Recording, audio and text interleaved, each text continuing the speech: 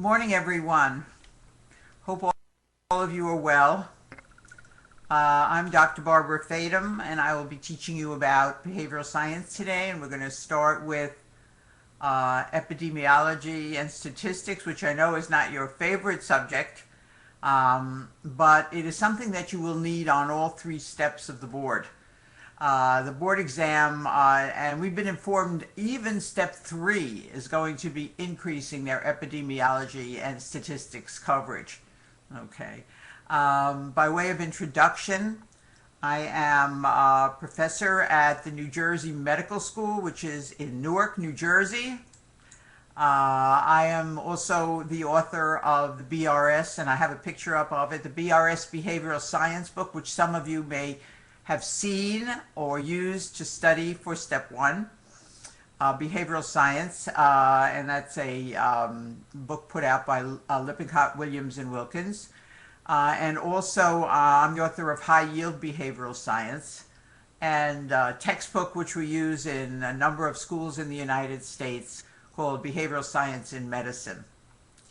So I think that we'll have a fun time today and tomorrow and for the next few days. So I think that it's time to get started. How is everybody this morning?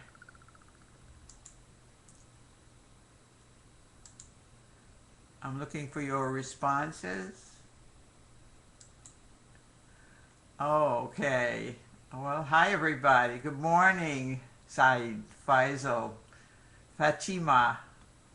Hi, it's nice to see you on board. Good, terrific. Okay, my friends, let's begin. Now, before we actually start talking about epidemiology and statistics, you know that behavioral science is a subject that is really only taught in American medical schools because behavioral science really encompasses many other subjects. That is, it encompasses psychology and sociology, culture, it encompasses child development, psychopathology, the doctor-patient relationship, legal and ethical issues in medicine in the U.S. So it's really a conglomeration of many different subjects. Okay, so we're going to cover all of them, and by the time that we are finished in a few days, you will be prepared completely for step 1 of USMLE. Okay, I'm going to make sure of that. So I guess it's time to get started. Okay. Okay, so our first topic, epidemiology and statistics. As you will see as we go through the notes, I will be skipping over some topics. I will be concentrating on the high yield topics, the ones that you're going to see questions on the boards. I have questions for you, lots and lots of questions, so get ready to answer questions because I think that that's a very good way to learn. At the end of our time together, we're going to have a whole really high density group of questions, but I have questions throughout the presentations. Okay, my friends. Okay, so Faisal says that he did study behavioral science in the second year of pre-med. Most schools have some type of behavioral science program, but this is an area where IMGs, the International Medical Graduates, sometimes have more difficulty because some of the concepts are very culture specific, and the United States has certain ideas about certain things which may be more difficult if you haven't grown up in the United States, but I'll get you ready for those, so not to worry. Okay. Most of you didn't have it. Yes, I know that that's true. Okay, and that's what I am teaching to, the ones who didn't have it. Okay, primarily didn't have it. If you've had it, that's terrific. You'll still learn lots, but you need to learn more because it is quite a large subject on USMLE. Okay, epidemiology and statistics. We start with epidemiology. This is the study of how diseases are distributed in groups. In epidemiology, the whole key to incidence rate and prevalence rate are to know who is likely to get the disease. Okay, so the potential cases is important.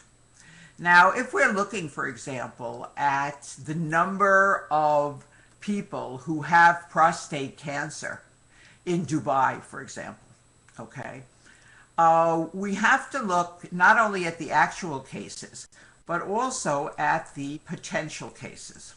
Okay, so the denominator is very important. Incidence rate is the number of new cases that come into a population divided by how many people could be new cases. So let's go back to our other slide. The potential cases, let's say we're looking at the city of Dubai. Are all the members of the population potential cases, my friends? I'm looking at your responses. Are all the population a potential case? No, no is correct, Nora. Why not? Everybody is not a potential case. Correct. It's only men. That is correct. It is only males. All males? Little tiny males too? Adult males. Absolutely right, Haya. Absolutely right. It is adult males. So the potential cases, we have to know who is at risk for getting the disease. Okay? Then we can look at the actual cases divided by the potential cases. Yes, Abir, it is aged. It is middle-aged and elderly men. Correct. Okay. So let's take a look at this. So incidence rate is the number of people coming into the population, people who could develop the disease, divided by all the middle-aged and elderly men if we're looking at prostate cancer. So that is new cases coming into the population. Prevalence is all the cases in a population. So when we look at prevalence, we have to look not only at the new cases, but also at people who already have the disease. Okay? We have to count them as well. So it's all the cases in the population at any particular point in time. That would be point prevalence. So if we look at them at this July the 12th, okay, that would be point prevalence. How many cases are there on July the 12th, 2014, divided by how many people could have been new cases. Now, to be a new case, you cannot already have the disease. You wouldn't be counted as a new case if you already had prostate cancer, right, my friends? Right. So it has to be people who don't have the disease yet, who are middle-aged men, and who are alive. Okay, we cannot count people who've already died. Okay, that's pretty logical. And that would be at a particular point in time, that would be point prevalence today. Period prevalence, we would look at all of the men who developed prostate cancer during the year 2014, for example. Who were new cases during the year 2014? How many do we have? How many new cases during the entire year? Divided by how many men could have been new cases? The at-risk population. Okay, so that is prevalence. That is point prevalence at a particular point in time, or period prevalence during the year 2014. How are we doing so far?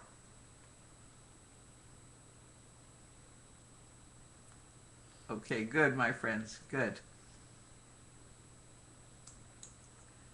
Okay, the relationship between incidence and prevalence. Since incidence only includes the new cases and prevalence includes all the cases, which one is going to be larger typically, the incidence rate or the prevalence rate of prostate cancer in the population? Which one's going to be higher? Very good. I see that most of you are getting it. Nora and Abraham. Good. Ahmed. Yes, prevalence will typically be higher than incidence. And the longer a disease lasts, the higher the prevalence with relationship to the incidence.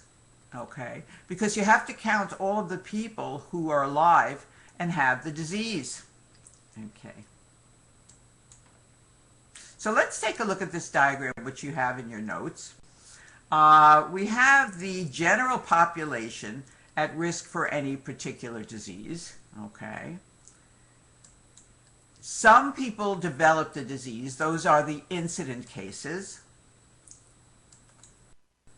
They then, for the time they have the disease, become prevalent cases.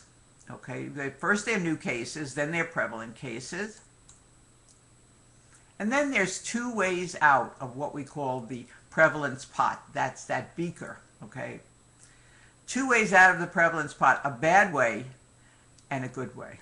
What's the bad way out of the prevalence pot? What's the bad way out? That's right. Mortality. That's right. You die. Okay. If you die, you're no longer in the prevalence pot. So dying is one way to not be a prevalent case anymore. But much better way to not be a prevalent case is to recover from the disease. So when you recover from prostate cancer, you're no longer a prevalent case. You're only a prevalent case while you have the disease. If you're cured, you're no longer a prevalent case. And if you die, you're no longer a prevalent case. Okay. If the disease does not confer immunity, you go back into the general population at risk. Okay. And most cancers, for example, do not confer immunity. Most diseases do not confer immunity. Okay. This is a board question which requires you to know some things about the United States culture, as well as understanding the difference between incidence and prevalence. So let's look at this board question. Disease X, a disease, we're not naming it in particular, has the same incidence rate in white women and African American women. Now, you know, of course, that the United States population numbers about 309 million, and that about 13 million people, okay, we have rather 3 million are Native Americans. Native Americans are the people that were on the continent of North America when the Europeans discovered, quote unquote, North America. Okay. And about 11% of the population, so 10-11%, so that would be 31 million plus, are African American. So 10 or 11% of the American population is African American. And in the United States, African American people have an income approximately 50% that of the white population, which puts them at risk for a variety of illnesses. The other thing you need to know to answer this question is that in the United States, the government does not pay for health insurance for most people. That is, most people have to pay for their health care on their own or buy some type of insurance which will cover them in the event that they become ill. Okay. So buying health insurance in the United States is very expensive, and people who are poorer generally do not have health insurance. Okay. They certainly don't have enough health insurance. What happens then is that people who are poorer tend to get sicker by the time they finally come to a doctor. They delay seeking health care because of the expense, partly. Okay, that's one of the reasons. The expense is a big thing. Okay, so they don't seek health care. So the poorer populations generally get sicker and are more likely to die of a variety of different diseases than the richer populations in the U.S. And African American people have a higher risk of dying from many of the common diseases like cancer. Okay. Okay, so with that in mind, Disease X has the same incidence rate in white and African American women. Why is the prevalence rate higher in white women of this disease? This is because African American women are more likely to recover from Disease X, have natural immunity to Disease X, be resistant to Disease X, die from Disease X, or receive treatment from Disease X. Okay, my friends, it's time for you to answer the question. We're going to do it online. Okay, I see you putting your answers in, but let's see you put it in the clicker. Click in your correct answer, my friends. I'll give you a minute here. Think about it. The last one is receive treatment for Disease X. How are we doing? Okay. And I'd like to ask my TA for a counter with respect to the question. A timer. A counter is good. Thank you. I like the counter and the timer. Before we set up for the other questions. Thank you, Karen. Okay, let me see how many of you have answered.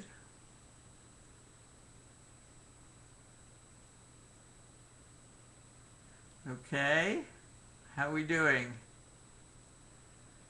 Okay, we can stop the counter now. Let's see how you did. Okay, so most of you got it right. The answer was D. Okay, you can take the Karen, the counter away. Thank you very much. You can leave it where it is. That's a great spot for it. And the answer is die from Disease X. Okay. Okay. So die from Disease X because, so you have a higher prevalence in the white population because many of the people with the disease in the African American population have died of the disease. Okay. They haven't recovered, and that's relative to our healthcare system. So this is just the kind of question that you need to know about in order to get all the answers on USMLE. Okay, very good. How are we doing, everyone? Is that clear? Okay. Okay, very good. Great. Great. Okay. Thank you, Mohammed. Very nice. Thank you. Okay, now I'm going to take a look at this graph, okay? This graph is demonstrating, let me see where my pointer is. Let's see if I can find it. Okay, where is my pointer, my TA? Is this it? Here we go. There it is. Thank you. Okay. Okay, so this is a graph of 10 patients with tuberculosis. TB stands for tuberculosis, right? Okay, so we have here a population, N equals 10. That is, we have a population of 10 people, all of whom we know are at risk for tuberculosis. They have been exposed to tuberculosis, and we know that, okay? We're told that in the beginning of the question. Here, let's see if I can, okay. Patient number 1 developed tuberculosis at the circled point in time and died at the end of the line. Okay, so that's patient number 1's lifeline from diagnosis to death. So the patient was diagnosed before January 1st, 2006 and died in between 2006 and 2007. How are we with that? Okay. Okay, now patient number 10, so those are the lifelines of the patients. Patient number 10, you can see, has no lifeline. Patient number 10 has not yet developed tuberculosis in the time that we are looking at. Okay, so patient number 10 does not have a lifeline, okay, because the patient has not yet been diagnosed. Okay, so let us... Patient number 10 has not yet been diagnosed, so they're going to be diagnosed out here somewhere. Okay, out here somewhere. All of the other patients have been diagnosed and have died in the time period that we're looking at. Okay. So let's take a look at our first question about this graph.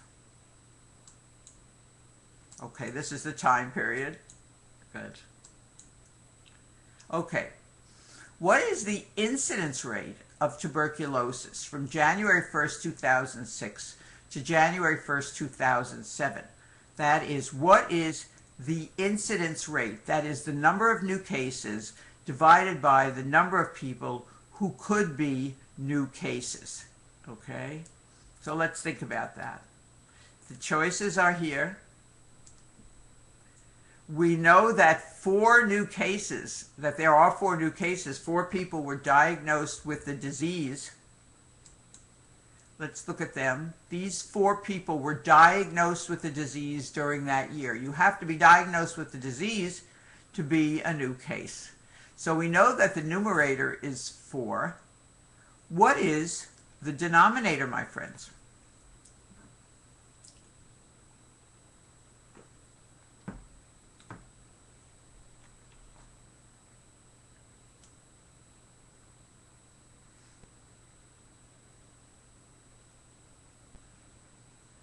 Okay, so how many people, you have to include those 4. You have to include those 4 in the denominator because they did get the disease and they were part of the group. Including those 4, how many more could have gotten the disease during that time period but didn't? Okay. Well, folks, some of you have it, some of you don't have it. Look carefully. Remember that you cannot be diagnosed with a disease if you've already died.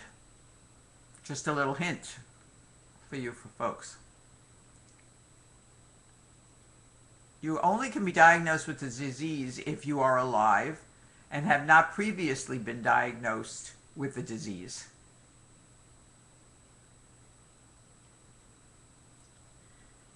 Okay.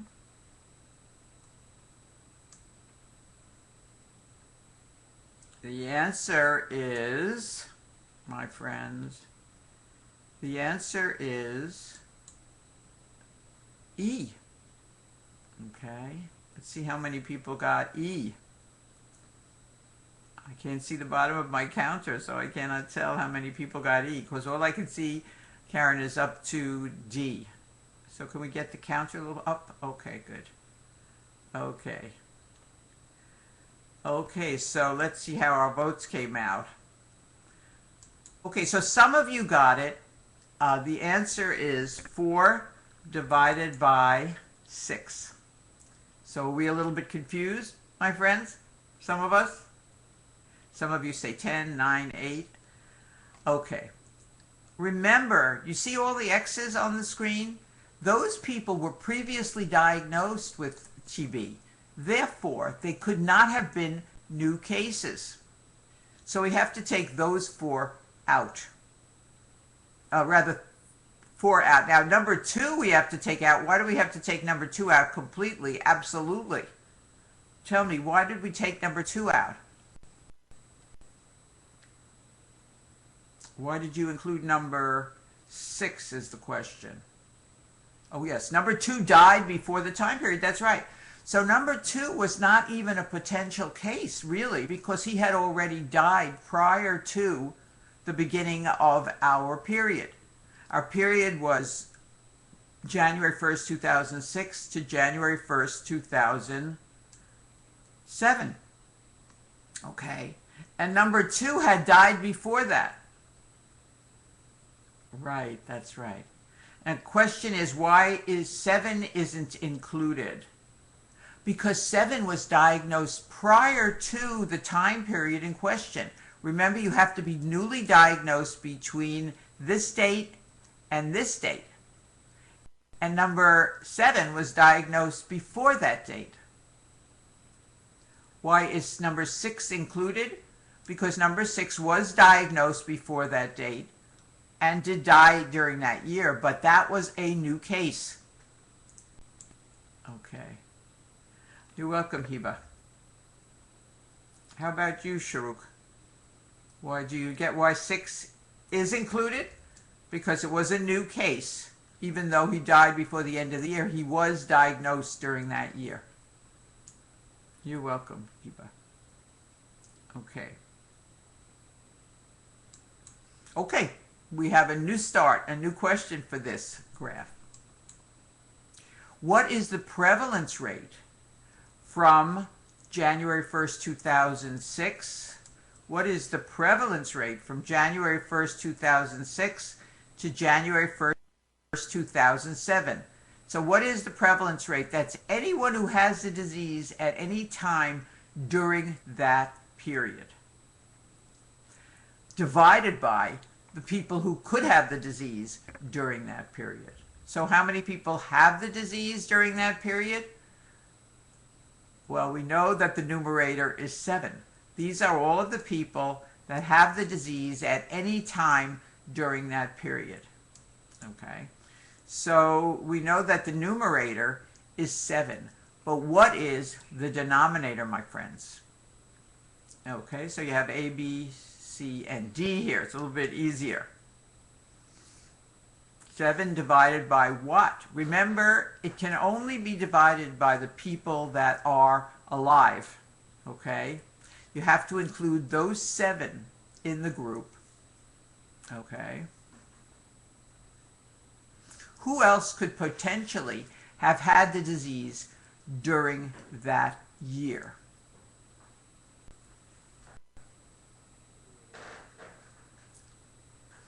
Okay, now, Muhammad, we have, somebody died, so we don't have 10 people. There were 10 to begin with, but we have a person who died by the beginning of the time period, right? Person number 10 didn't die. Person number 10, we know, is at risk for the disease, but hasn't yet gotten it in the time we're looking at. But person number 10 is at risk for getting the disease. He could have had the disease, but he didn't. So he is a potential case. Okay, my friends. Okay, I see that most of you are getting it right. Okay. Okay. Ahmed, very good. Very good. Yes, you are correct. Let us take a look at the answer. And the answer is 7 divided by 9. The answer is B. 7 divided by 9, because patient number 2 died before the period we were looking at. Therefore, the other 10 people were all potential the other 9 people rather were all potential cases. But number 2 had died, so there were only 9 potential cases. 7 of them had the disease during that time. Patient number 8 and patient number 10 were potential cases, but did not develop the disease during the time period that we're looking at. So we had to take them out. Okay, so 7 divided by 9. They are the 2 that did not have the disease. They are the 2 additional ones, in addition to the 7 that did have it. Okay, he is not in the period. That is correct. Okay. That is correct. Okay. Okay, the question Mohammed has is why the previous denominator had 6. Is that right, Mohammed? Okay, let's go back then. We're going to go back and look at the question that Mohammed had a question about. This one, am I right? Okay. Why was the denominator 6 was your question here. Okay, the reason the denominator was 6 here is that all of these people, these 4, had either developed the disease before the time period we were looking at, which started here, or had developed the disease and died before that time period. Therefore, they were not potential cases because they had either had the disease already or they died. Okay? So these 4 people developed the disease. The other 2, I think that's what you're asking, what are the 4 developed the disease. The other 2 that make up the 6 in the denominator were number 8 and number 10. Number 10 was the 6th person. Okay? Because number 10, we have been told, has been exposed, but just hasn't developed a disease in the time period that we're looking at here. He may develop the disease later on. Okay? Okay, then we looked at prevalence rate, which was 7 divided by 9. And now the last question of this group. So I consider number 8 a potential case, even if I know he was diagnosed after the period. Right. He's a potential case. He doesn't have the disease, but he could have it. That's what makes him a potential case. He could have had it during that time period, but he didn't. He was a potential case. Okay. You're welcome, Mohammed. Okay, here's our final question on this section. Okay, what is the point prevalence on January 1st, 2007? On this day, how many people have the disease divided by how many could have it? Now, we're already told, because all the numerators are 4, 4 people have the disease on this day. How are we doing with that? Okay, this is point prevalence of TB on January 1st, 2007. 4 people have the disease on that day, divided by how many could have been in that group of 4. Who else could have been in that group? That is, who else could have had the disease on that day, but didn't have it on that day? Who were the potential cases? We have to include those 4 and who else, my friends. So use your counter to answer the question.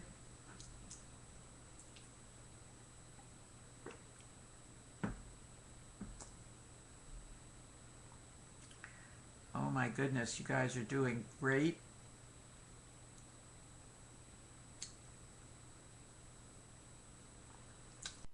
I am very proud. Very good. Okay. Most of you got it right. Very nice. Will you let us... The answer is 4 divided by 6. Yes. Why are all those X's there, my friends? What are all those X's about? Tell me. What are all the X's about? They died. Exactly right, Heba. That's right. So they could not be even thought of as potential cases because they had died by the date, January 1st, 2007. That's right.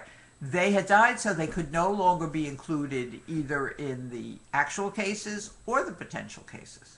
So we have 4 cases divided by 6, which includes those 4, and number 8 and number 10 again, who were potential cases but did not yet have the disease on this day. Okay, my friends.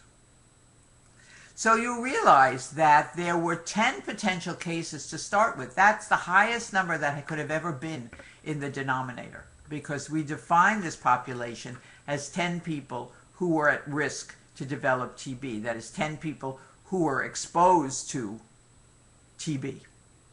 Okay. So the highest number in the denominator could only have been 10. And it wasn't 10 in any of the questions we had because number 2 had died before the first date in question. Okay, my friends, how are we doing?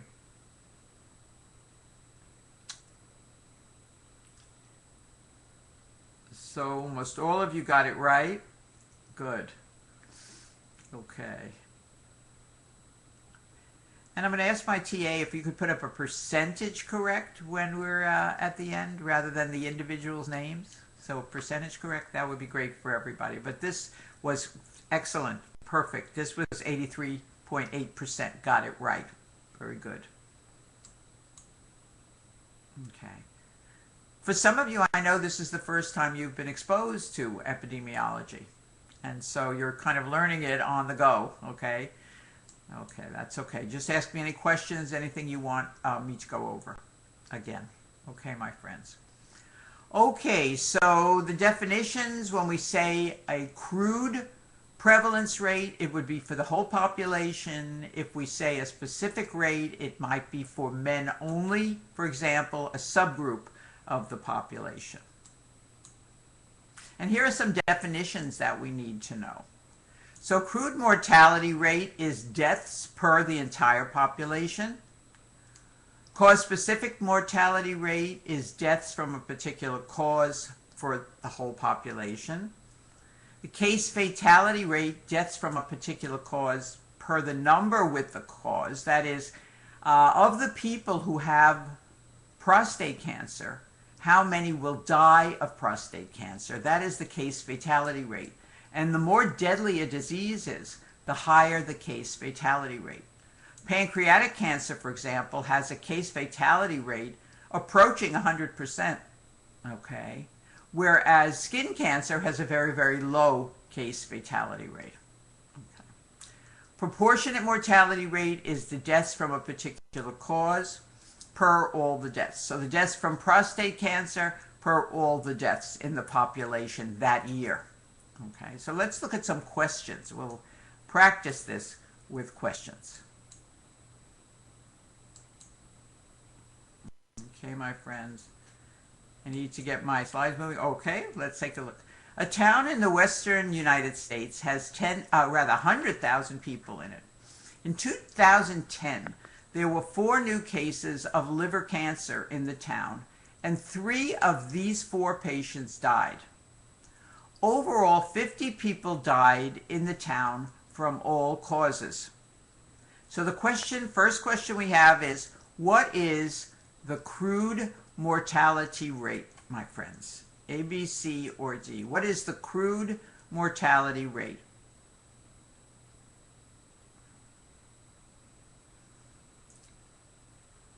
Okay.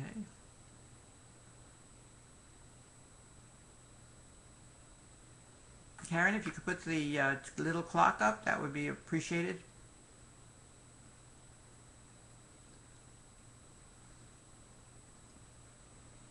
Okay, I think 30 seconds is enough.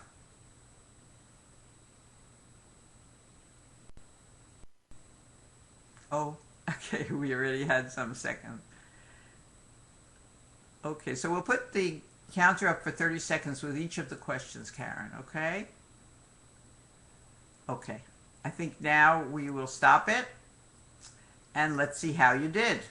Okay, let's view the votes. Let's look at the percentage that got it right, because the answer was B. Okay, the answer is B, and 88% of you got it right. The crude mortality rate is the total number of deaths for the entire population. Okay. It's 50 over 100,000. Excellent. Next question is, what is the cause-specific mortality rate? What is the cause-specific mortality rate? And Karen, you can start the counter.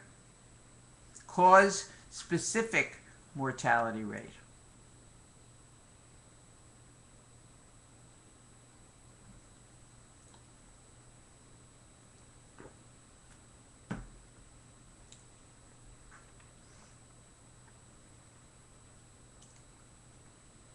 Cause-specific. Okay, I see we have a little bit of a mix-up here, but most of you are getting it right. Okay. And the answer is, how many deaths did we have from liver cancer? We had 3. Okay. Per the entire population, the answer is D. 3 per 100,000. That is the cause-specific mortality rate. So D is the correct answer. And 83% of you got that right. Okay. Next question. What is the proportionate mortality rate? What is the proportionate mortality rate? I didn't give you any hints in this question.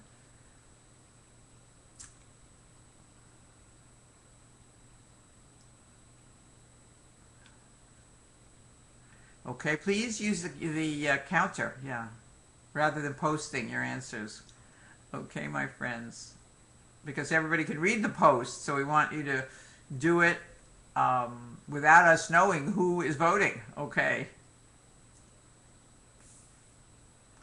Oh, very nice, okay. Okay, how are we doing? Proportionate mortality rate.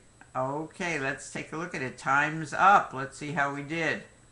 The proportionate mortality rate is the deaths from liver cancer per all the deaths. So it is 3 over 50. And the answer is C. How are we doing, my friends? Good. And finally, I'll ask you one more question.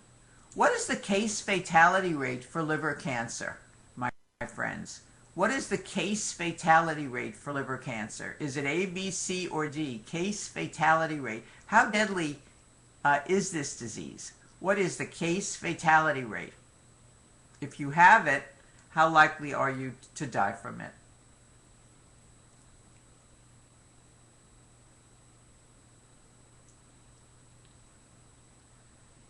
Okay, the case fatality rate. Ah, you guys are doing fantastic. 100% of you picked A. Okay. I need my numbers, Karen, of people, if you don't mind. How many people voted? Okay. 3 out of 4, that's right. Of the 4 people that had liver cancer, 3 died. Whenever you get 100%, I give you a round of applause. So you give yourself a round of applause. Excellent. Excellent. So the answer is A, 3 out of 4. Beautiful. Beautiful. 100% got it right. Okay. So those are definitions, and basically you kind of have to just remember what they are. Okay. Okay. Yes, very nice, my friends. Okay, now we're coming to a very high yield topic for USMLE for all 3 steps of the boards, and that is understanding the numbers involved in screening tests. Now, what is a screening test? A screening test is this test that is used to identify people who are likely to have a disease. We would like to, ideally in a screening test, be able to identify the people who actually have the disease. But the idea behind a screening test is that it can be used on large populations. It is relatively inexpensive and not time-consuming. And it can give us a pretty good, not perfect, but a pretty good idea of who's likely to have the disease. A PSA, I use prostate cancer because it has a lot of, it's a good example of a screening test, okay, for prostate cancer, the PSA test. Mammogram is also a screening test. Now, when you get your report, when a man gets his report about his PSA score, 4 nanograms per ml of prostate-specific antigen is what we call the cutoff point for a positive test. That is, if his PSA is higher than 4 nanograms per ml, we say that he is positive. If his PSA is below 4 nanograms per ml, we say that he is negative, okay? Now, there are some people who have a positive PSA but do not have prostate cancer. So they are a positive test, but the test is false. That is, they have a PSA of 6, but they don't have prostate cancer. We call that person a false positive. Absolutely right, Abir and Faisal. Very nice. They are false positives. Okay. What about somebody who has a negative test? They come back to the doctor and they say, I have a negative PSA, but in fact, in truth, they really do have prostate cancer. The tests did just not pick it up. What do we call somebody who has a negative test but really has prostate cancer?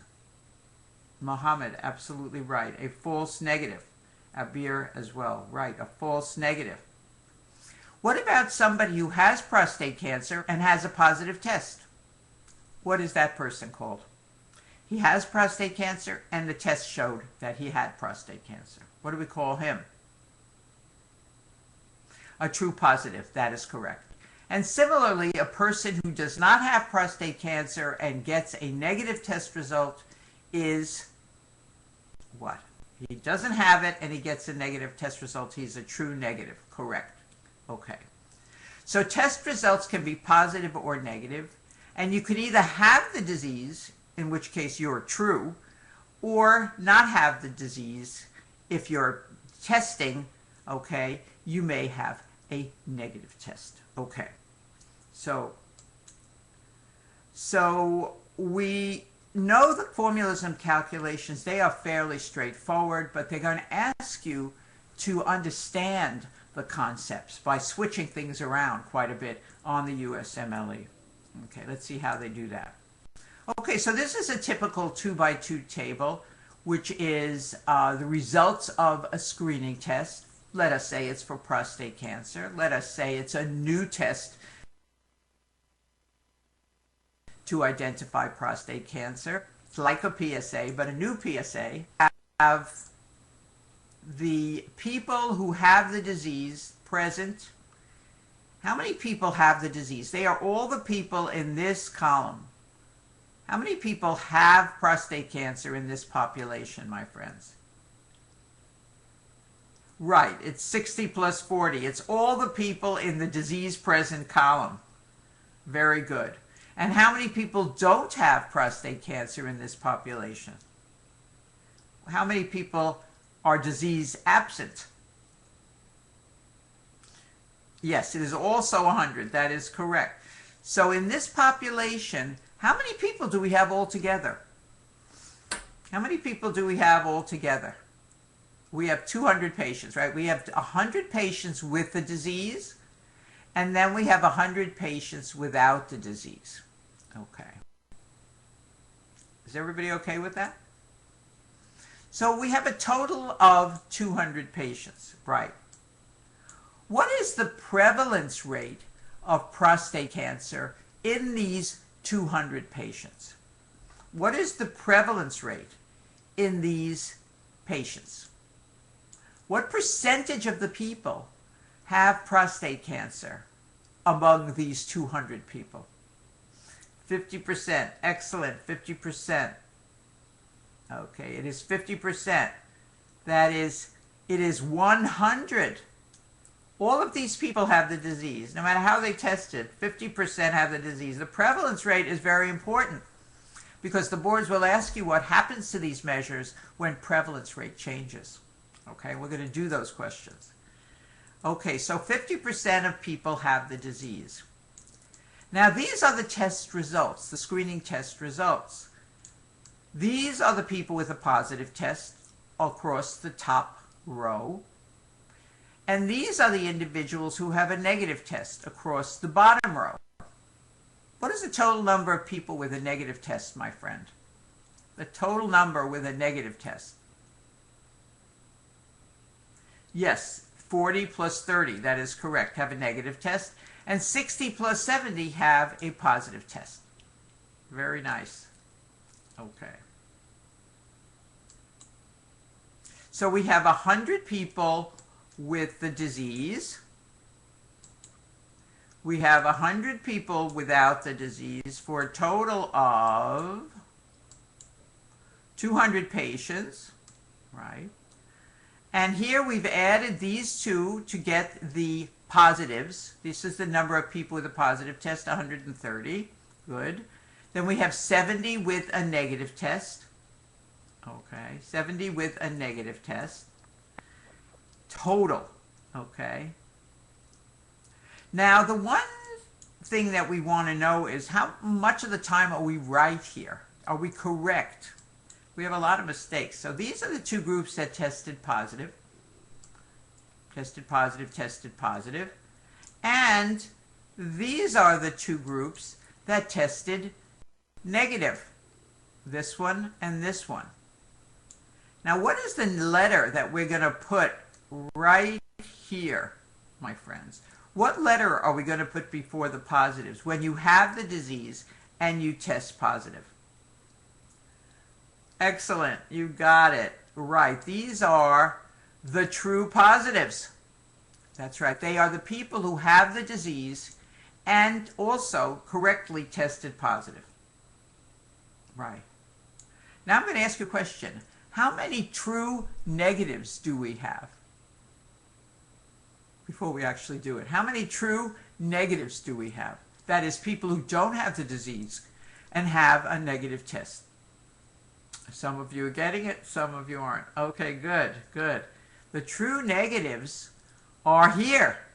These are people who have absent disease and a negative test. So they're the people who are well and test correctly as well. Those are the true negatives. There are 30 of them. Very good.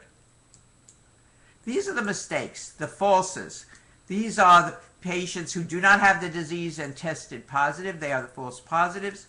And these are the patients who have the disease but tested negative, the false negatives. So these are people with prostate cancer who were told they didn't have it. So they are the people that go on with their lives thinking they're okay when they really have the disease. So this is a very bad group to be in, the false negatives. Okay, because you have the disease, but you don't know it. Okay, and you don't seek treatment, therefore. Okay. Let's just look at people who have the disease. So the people here, the disease present, these are the sick people. We've talked about that already. These are the people who have the disease. No matter how they tested, they have the disease.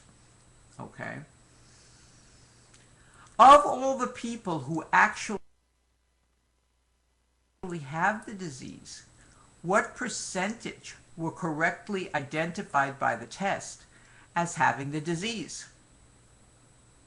What percentage were correctly identified by the test as having the disease?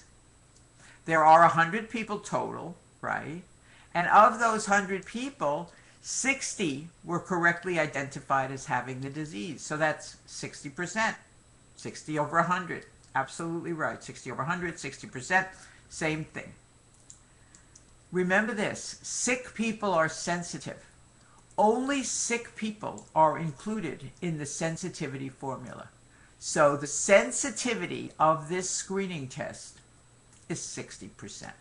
So we look at all the people with the disease, the percentage that were correctly identified by the screening test as having the disease is the sensitivity of this test. Okay, so that's sensitivity. Sick people only. Sick people are sensitive. Okay, that's sensitivity. So it's the number of people who are true positives over all the sick people. That is the correctly identified ones over all. And that is the sensitivity of the test. That is 60%. The specificity of this test, of all the well people, all the people who don't have the disease, absent disease, what percentage are correctly identified as well by the test, my friends? Tell me the number. What is the specificity of this test? That's right. Of all the well people, and there were 100 well people, the percentage that were correctly identified as well is 30%. So 30% is the specificity of this test. So sensitivity looks only at sick people. Specificity looks only at well people in this group, okay? The specificity of this test is 30 over 100, or 30%. Okay, my friends. So we have sensitivity, we have specificity, and now we're going to talk about, of all the people who tested positive, and I've lost my arrow, my friends, okay? So I'm going to ask Karen to find my arrow for me. Thank you, Karen. Okay, so of all the people who tested positive, and there were 130 of them who tested positive, what percentage have the disease? That is the positive predictive value. So a man comes back from the doctor and he tells his wife, I had a positive test. I have prostate cancer. I'm going to die. Okay. His wife says, wait a minute. Not everybody with a positive test has the disease. Okay. The wife says, because she's an epidemiologist, she says, what is the positive predictive value of that screening test that you took? Then we'll know if with a positive test you have the disease or not. At least we'll know the chances that you have the disease. So with a positive test, if this was the test, what would be the likelihood that this patient had the disease? So that is true positives over all the people who tested positive. And that is the positive predictive value, which would be 60, correct, over the total number of people who tested positive, which is 130. That is the positive predictive value. So that's the likelihood that a positive test indicates that you have the disease. Okay. Another man comes back from the doctor and tells his wife, I had a negative test, so I'm fine.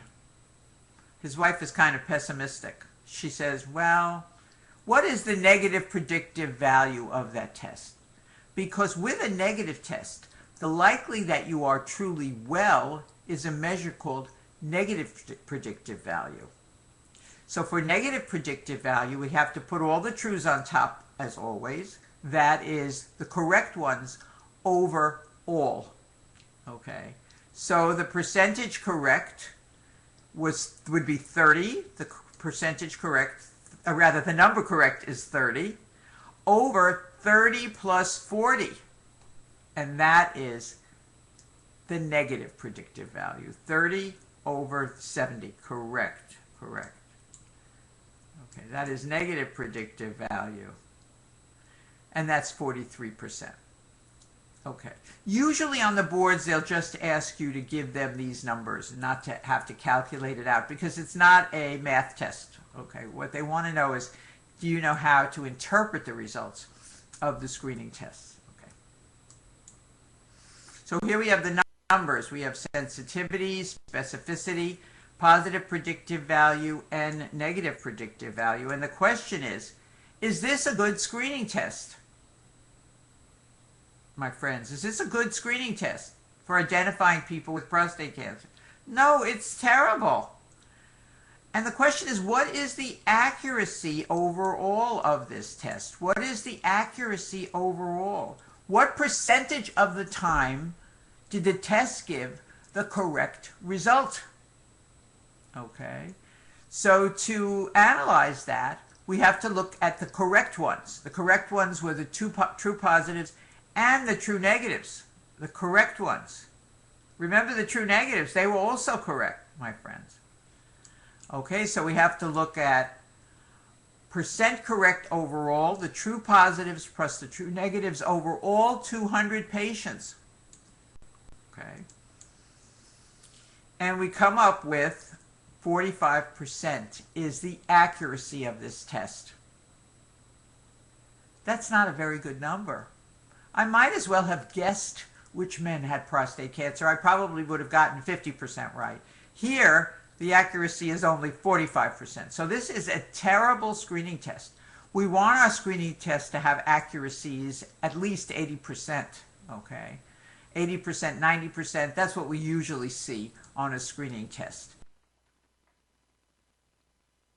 Because it is, by nature, identifying people who are likely to have the disease.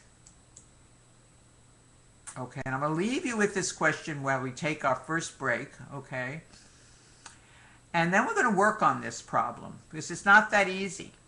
We now had, remember in this group, we have a prevalence of 50%. That is, 50% of the people have the disease, 50% of the people in this group don't have the disease. Of 200 patients, remember, 100 have it and 100 don't have it. What would happen if we increase the prevalence? That is, rather than 50-50, which is what it is now, what if we increase the prevalence to something like 90%? What would happen to sensitivity and positive predictive value? Okay, my friends, let's take our 10-minute break.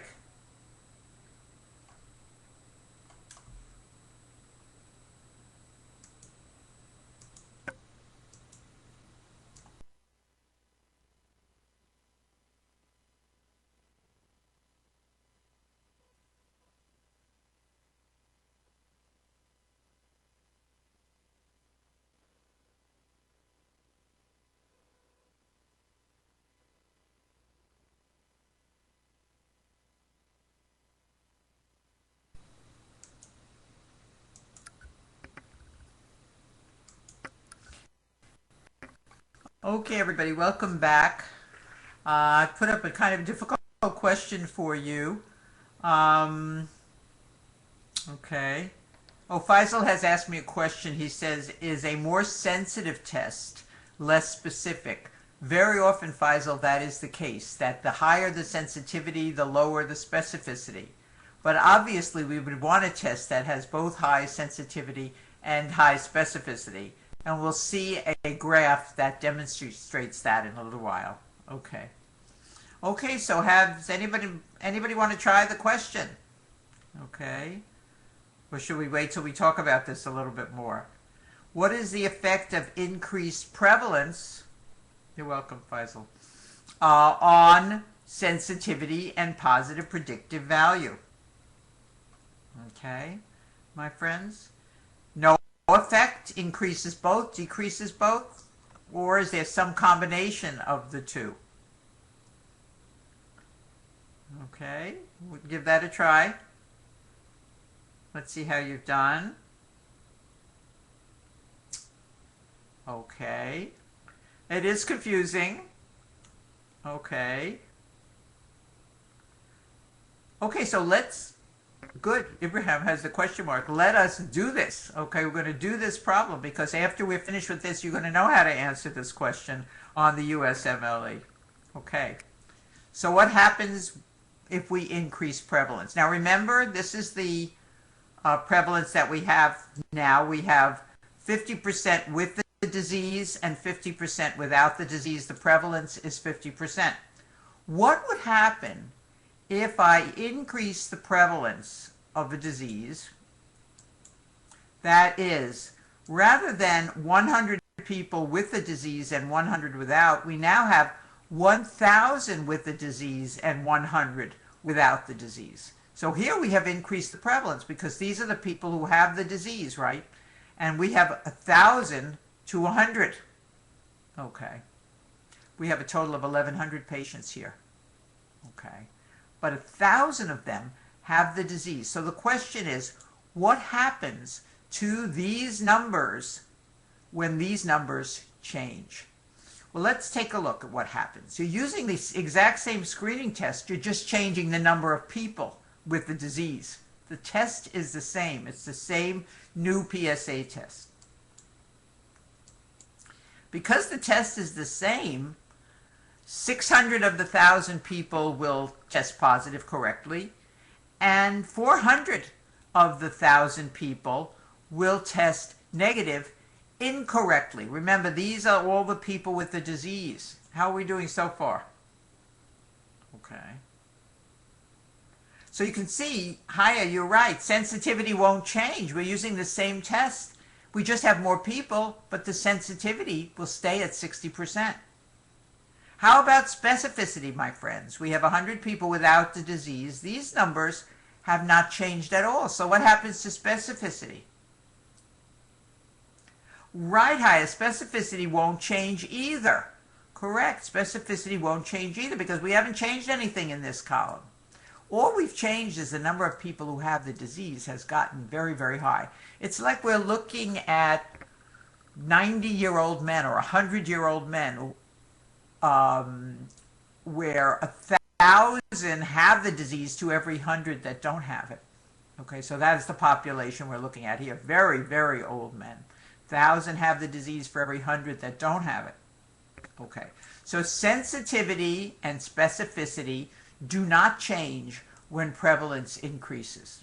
However, what happens to positive predictive value first? Positive predictive value. Remember, it used to be 60 over 130. Positive predictive value, that's the top row. It was 60 over 130. Now it's 600 over 670. So positive predictive value, which was less than 50%, now comes close to 100%. When prevalence increases, positive predictive value increases. Increased prevalence, increased positive predictive value. But what happens to negative predictive value? Negative predictive value was 30 over 70. Remember, 30 over all of these people who tested negative. But now, negative predictive value is 30 over 430. Okay. Faisal, you're correct. You could use a coin flip because really, this is a terrible screening test. Okay, so rather than 30 over 70, what happens to negative predictive value? It goes way down, okay?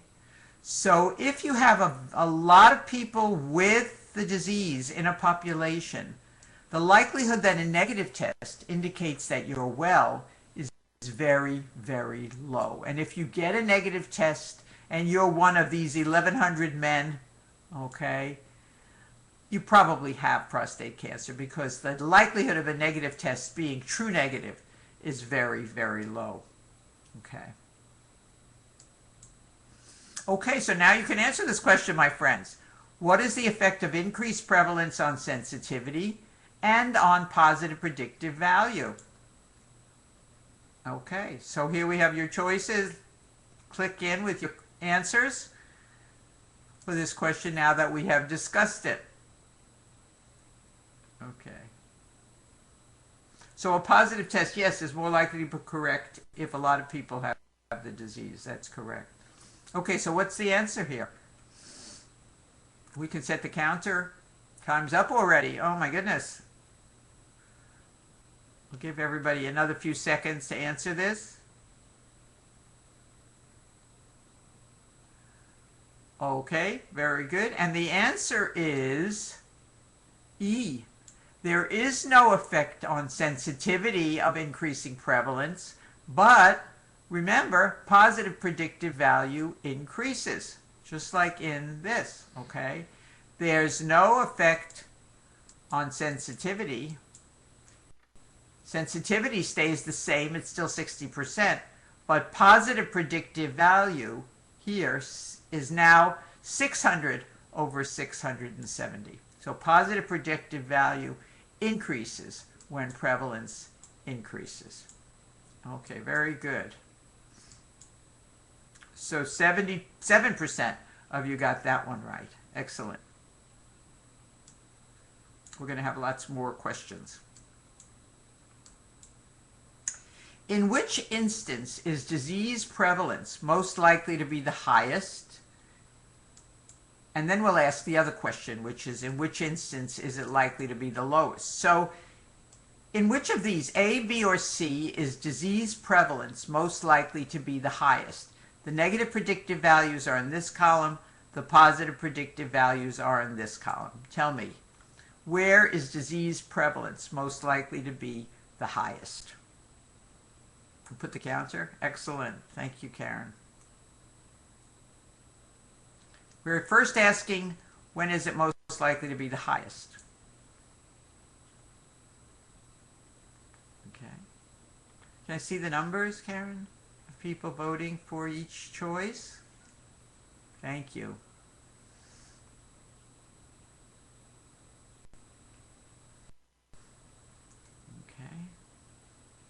Okay, time's up. And the answer, disease prevalence is highest when positive predictive value is high and negative predictive value is low. So the answer is A for prevalence to be the highest. And where is prevalence the lowest? Which one, A, B, or C, my friends? Where is prevalence the lowest?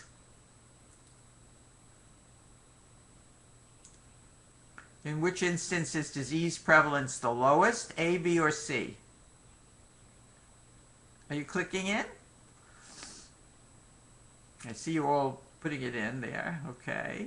Excellent. Excellent. Beautiful. Very, very nice. Yes. Disease prevalence is the lowest at C. Okay. It is lowest when there's a low positive predictive value. Here it's only 20%. And a high negative predictive value. So that disease prevalence is lower. So this is the way they ask the questions. They kind of twist them around so that they understand that they know that you understand the concept. Okay, good. Let's try this one. A screening test shows that 60 people are at risk to develop rubella. So we know that 60 people tested positive and 50 people develop rubella. Of the 50 sick people, 40 were originally identified by the screening test to be at risk.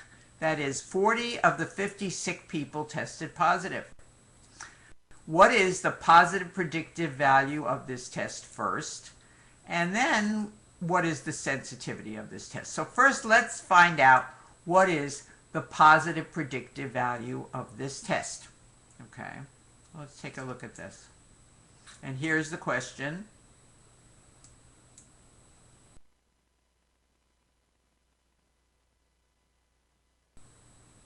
So what is the positive predictive value? Okay. Now we don't know the total number of patients here. We're not told that. All we are told first is that 60 people tested positive. That is, they were at risk to develop the disease. So we know that there's a total of 60 positives. We have the disease, the test, positive and negative. We know that we don't know the total number of patients. It doesn't tell us that. We know that 50 people developed the disease, so we have 50 sick people. And we know that of the 50 sick people, 40 were originally identified by the screening test to be at risk. Okay. So not all of the 50 people tested positive. Some of the people erroneously tested negative. How many people tested negative? How many people do we have in this box? How many people tested negative? That's right, 10. That's right. That's right. 10 tested negative. Excellent. So 40 out of 50 tested positive. Of the sick people, 40 out of 50 tested positive. What's 40 out of 50 here? Tell me, what's the measure 40 out of 50? What do we call that measure? 40 out of 50. Beautiful, beautiful. Sensitivity it is. That is correct. Sensitivity. 40 out of 50 is the sensitivity. Positive predictive value, remember, is across the first row, my friends. Okay, sensitivity. That is, of the 50 sick people, 40 were originally identified by the screening test to be at risk. Okay. But the question here is really going to be also, what is the positive predictive value? Well, what else do we know about this? We know that 60 people were identified as being at risk. That is, 60 people tested positive. We knew that 40 were originally identified by the screening test to be at risk. So we know, therefore, there are 20 here. Who are these 20? What do we call them? False, true? What are they? Positives, negatives? Who are these people? They are the people who don't have the disease but tested positive. Who are they? The false positives, that's right. But we don't know the true negatives. We don't know that. This is all we know. Can we calculate positive predictive value from these numbers, my friends? What is the positive predictive value of this screening test? 40/60 is correct. That is correct. Positive predictive value is people with a positive test who have the disease over all the people who had a positive test. Right. That is the positive predictive value, and sensitivity we can calculate. We cannot calculate specificity. We don't know this number. And we cannot calculate negative predictive value because we don't know this number. Okay. We don't know the number of people who are well who had a negative test. Okay, my friends. Very good. 4/6, 40/60, same thing. Excellent.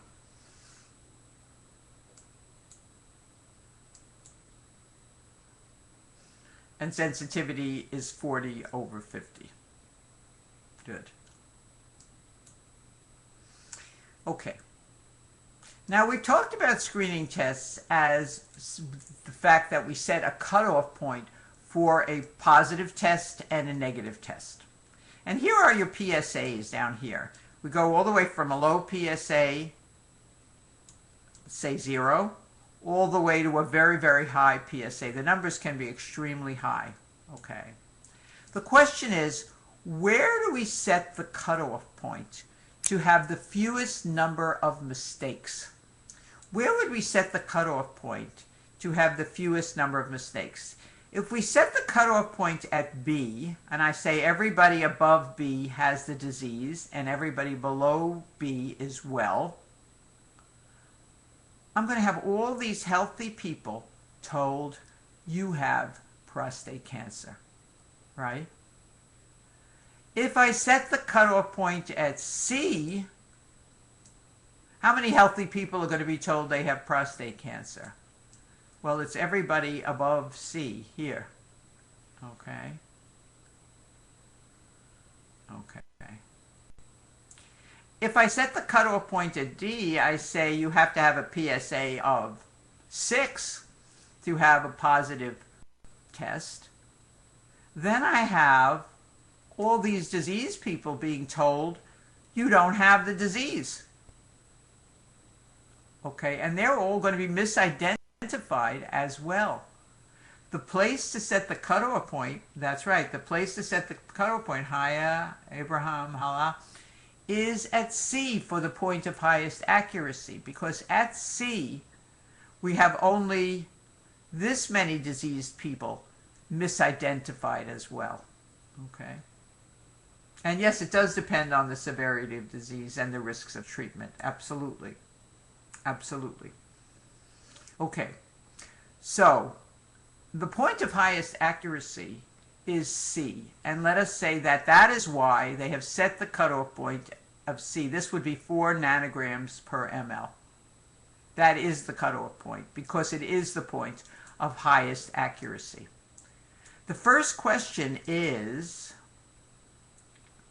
okay, so we have B and D.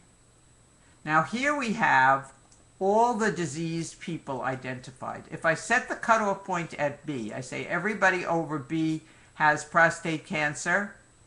I have this group of people. All the people with the disease are included. So I have not missed anybody who has the disease. Point B is the point of highest what?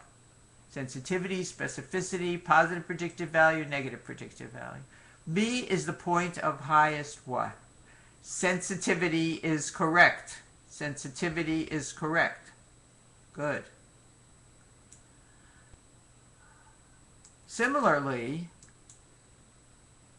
if I set the cutoff point at D, I have identified all the healthy people as healthy. That's this whole group here. This whole group is healthy. And I say everybody below D is healthy, and I've got 100% of the healthy people identified as healthy. That is the point, D is, of highest what? Specificity is correct. That is right. So B is the point of highest sensitivity. D is the point of highest specificity. Okay, very good.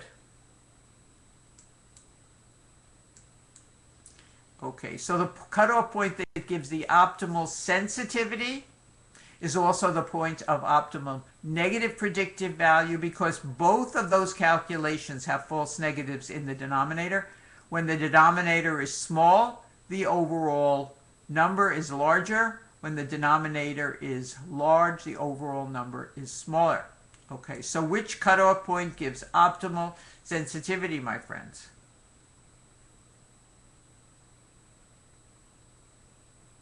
Okay, let's click in. Optimal sensitivity first, where we have the fewest number of false negatives. Let's look at it again. Optimal sensitivity, where we have identified 100% of the diseased people as diseased. I say everybody above this point is sick, and I've got 100% of them. That's the point of optimal sensitivity. Okay, my friends. Okay, we can stop the timer. 89% of you got it right. That is correct. The answer is B. That's the point of optimal sensitivity. Excellent. Which is the point of optimal specificity? Which is the point of optimal specificity, where I've identified all the well people as well?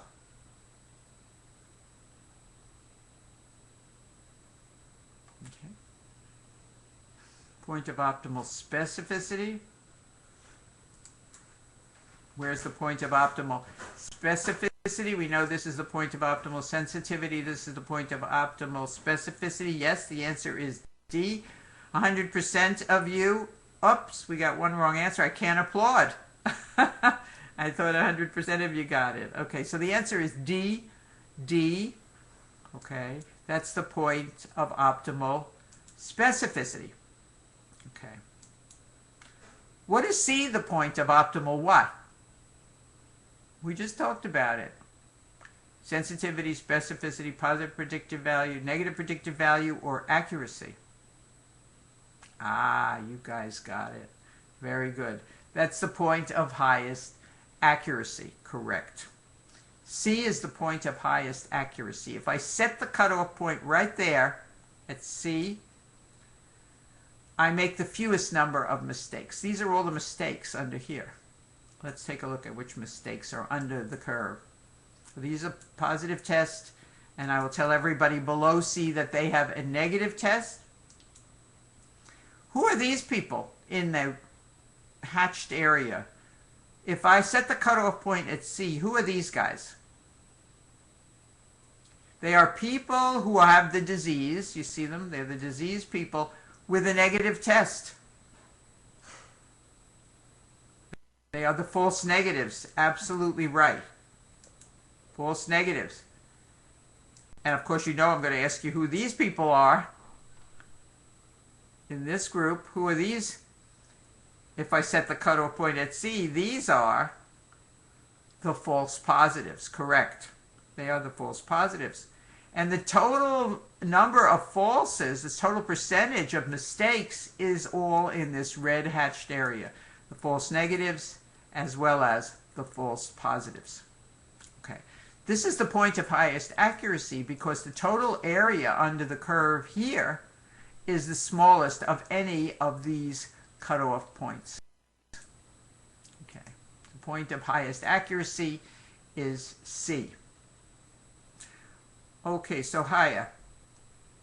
The cutoff point is C. I say everybody above this is positive. Basically, I'm telling everyone above this that they have prostate cancer. And I'm telling everybody who scores below 4 nanograms per ml that they do not have prostate cancer. Okay? Okay, so how are we doing so far, Haya? So these have it and these don't have it. Okay. If I set the cutoff point at B, let us say I set the cutoff point at B, these whole area will be mistakes. All of these healthy people will be told they have prostate cancer because they're over point B. That will lower the accuracy of the test. Accuracy is the percent correct overall.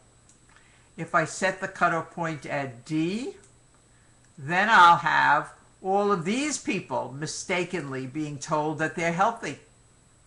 Okay. If I set it at C, these are the total number of mistakes, and it's less than either here or here. Okay, so that's the point of highest accuracy, where most are correct. Good. Okay, my friend. Good. Okay, this is something we talked about earlier. Somebody mentioned that, yes, when you increase sensitivity, do you always decrease specificity? And the receiver operating characteristic curve shows the relationship between sensitivity and specificity. So here what we're seeing, and this is 1 minus specificity. This is sensitivity. So here sensitivity is going up, and specificity is not changing, going down, going up. Okay, nothing is going up. Okay, so it's 1 minus specificity. So as sensitivity goes up, specificity goes down. That's what curve A is showing. That's what we've been looking at so far. In curve B, sensitivity is going up, but specificity is not decreasing. Remember, this is 1 minus specificity, so it is not decreasing much. It is decreasing, but not as much. And curve C is the best one, because sensitivity is going up, but specificity is hardly decreasing at all. You see that? It hugs the y-axis. So the curve that hugs the y-axis most closely is the best screening test. It's the test where sensitivity goes up, but specificity does not go down. Okay, my friends. So this is the relationship between sensitivity and specificity, and we want the curve to hug the y-axis. Good. Okay. Okay, my friends. Okay, Abir. Yes, Ibrahim. I will repeat that. This is a curve that demonstrates the relationship between sensitivity and specificity. How are we doing so far? But this is 1 minus specificity. So as this curve goes up, it's really going down. Okay? It's really going down. Sensitivity goes up, specificity goes down here. Sensitivity goes up here, and curve C, specificity does not go down as much. Okay? This is the best screening test. The one that sensitivity increases, but you don't lose specificity every time you increase sensitivity. Okay? So this demonstrates a better screening curve than what we've been looking at so far.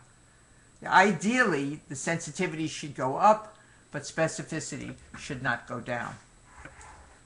Okay. And the area under the curve is the accuracy. Okay, let's look at this board question.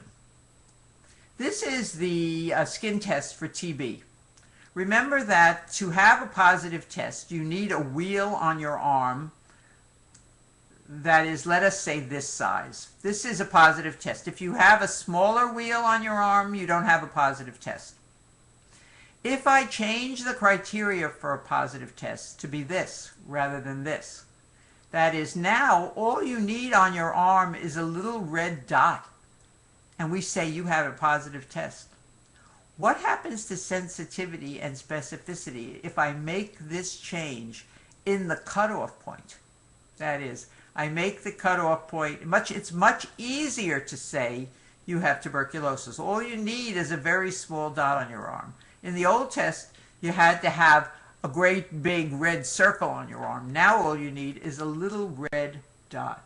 What happens to sensitivity if I do that? Yes, I increase sensitivity, but I decrease specificity. That is correct. I increase sensitivity, but I decrease specificity. Basically, everyone is going to be told they have TB because everybody has a little red mark on their arm from the needle that was used.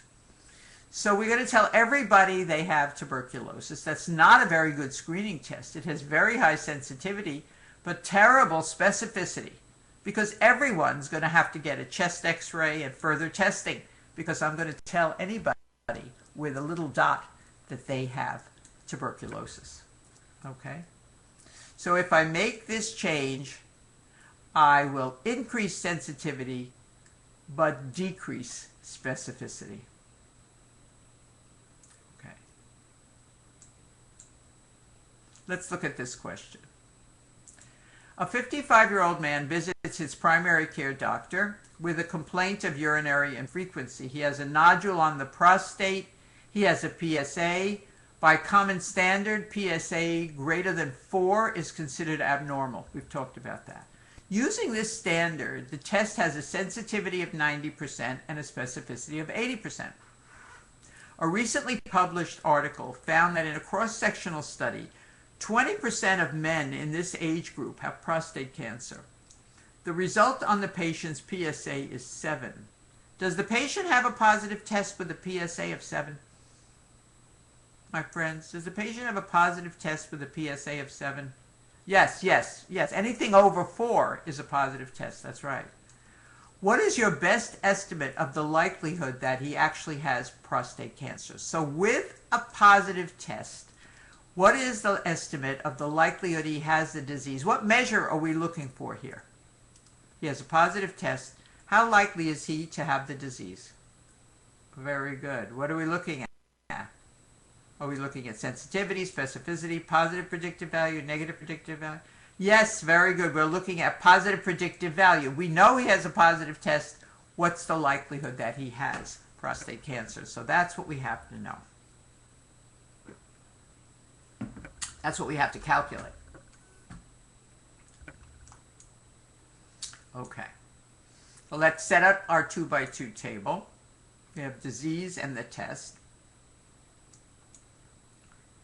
Now, where did this 1,000 come from? Nobody said anything about 1,000 total patients. This is a number that we're going to make up. We're going to have a total number of 1,000 patients because it's an easy number to work with. Whatever number you would make up here, you will get the same result. But this is easier to work with, the number 1,000. There are 1,000 patients in this population. The question said that 20% of the patients in this age group have prostate cancer. So if we use that standard, how many patients in this group will have prostate cancer, my friends? How many people? Yes, beautiful. 200 people will have prostate cancer. That is right. So we know that disease present will be a total of 200 patients. Okay? How are we doing so far? Because we know 20% is the prevalence rate. Remember, we have to know the prevalence in the population. We know this number is 200. What's this number going to be? The people who don't have the disease in the population. How many people don't have the disease in the population? How many people don't have the disease? 800. Very, very nice. Absolutely right. 800 do not have the disease. Okay? Now the question also says, and we have to go back, and I'm sorry about it. The question also says that the test has a sensitivity of 90% and a specificity of 80%. So we know that the test has a sensitivity of 90% and a specificity of 80%. So we know that of the people with the disease, okay, 90% will be correctly identified as diseased by the screening tests. How many true positives do we have? Good. It's 90% of 200. That's correct, because these are all the diseased people, and we know that sensitivity is 90%. So 90% of all of these people will be true positives. That's 180. Beautiful. Therefore, we know there are 20 left over. 20 of the sick people, the diseased people, will have a negative test. Who are these guys? Sick people with a negative test. What do we call them, my friends? False negative. Beautiful. Great. Great. Great. I see all of you getting it right. That is correct. So we've got these sick people all set. Okay. Then it said the test has a specificity of 80%. So now we're looking, specificity, we're looking at non-diseased people. 80% of the non-diseased people have a negative test. How many people is that? Now this is all math questions. Okay. Your fifth graders could probably do this one. Right. So 640 is 80% of 800. Okay. So 80% of 800 are correctly identified as well. Okay, those are the true negatives with 160 left over. We subtract 640 from the 800. These are the false, false, 160 false positives. Excellent, excellent. Now we can calculate anything we want to calculate. We've got all the numbers. Okay, so the question was, what is the positive predictive value of this test? We have 340 who tested positive total. Of those 340, 180 were correct. The positive predictive value is 180 over 340. That is 53%. That is the answer to this question. I could calculate sensitivity, specificity, and negative predictive value also. Okay, my friends. Yes, 180 over 340. Does anybody want to see the question again? Or are we doing okay? Okay, shall we move on? Okay, let's move on. Okay, good. Excellent. Great. And you have this question or a similar question. The numbers may be somewhat different. I see that the webcam is not working. I'm just not sitting here with my mouth open. Okay, so my friends, let's get the webcam going. Okay. Turn it off and back on. According to my TA says turn it off. And we start the webcam again.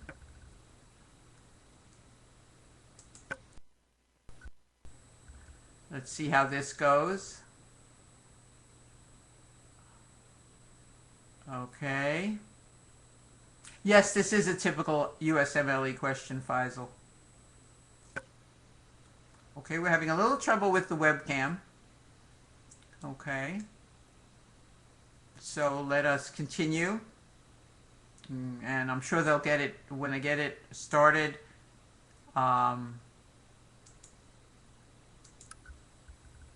Okay.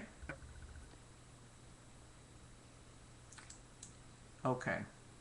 Yes, this is a typical USMLE question where they're asking you about a specific patient who has a specific test result and what is the interpretation of that question. Okay. Okay. Our next topic is research study designs.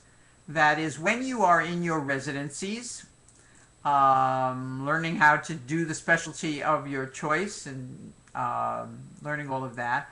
One of the things that will be important is if you can involve yourself in research of some kind.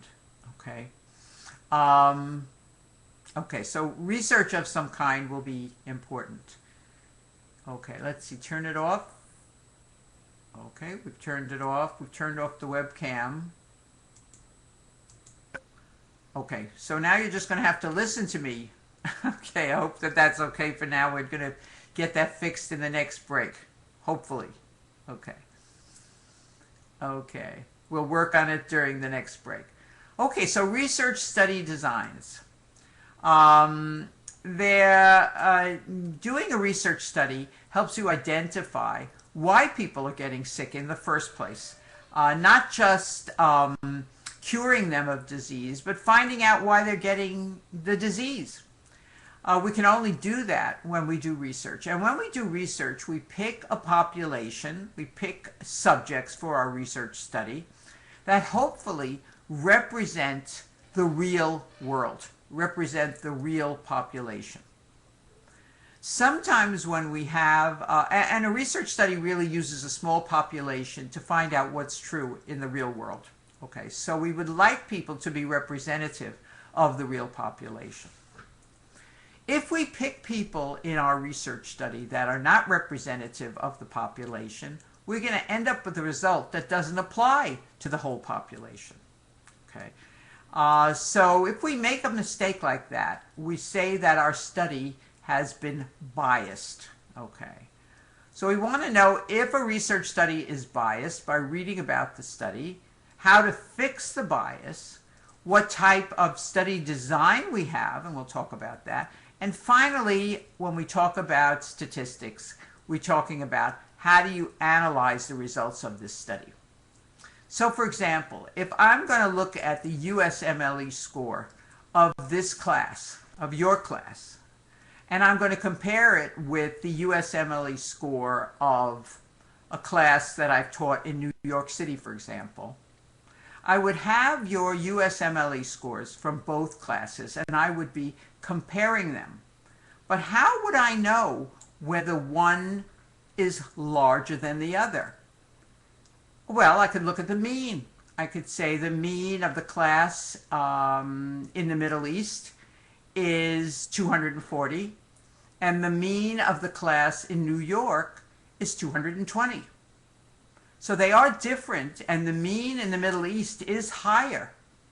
But is that a statistically significant result? That is it possible that that result just occurred by chance and not because the class in the Middle East actually was better on that test?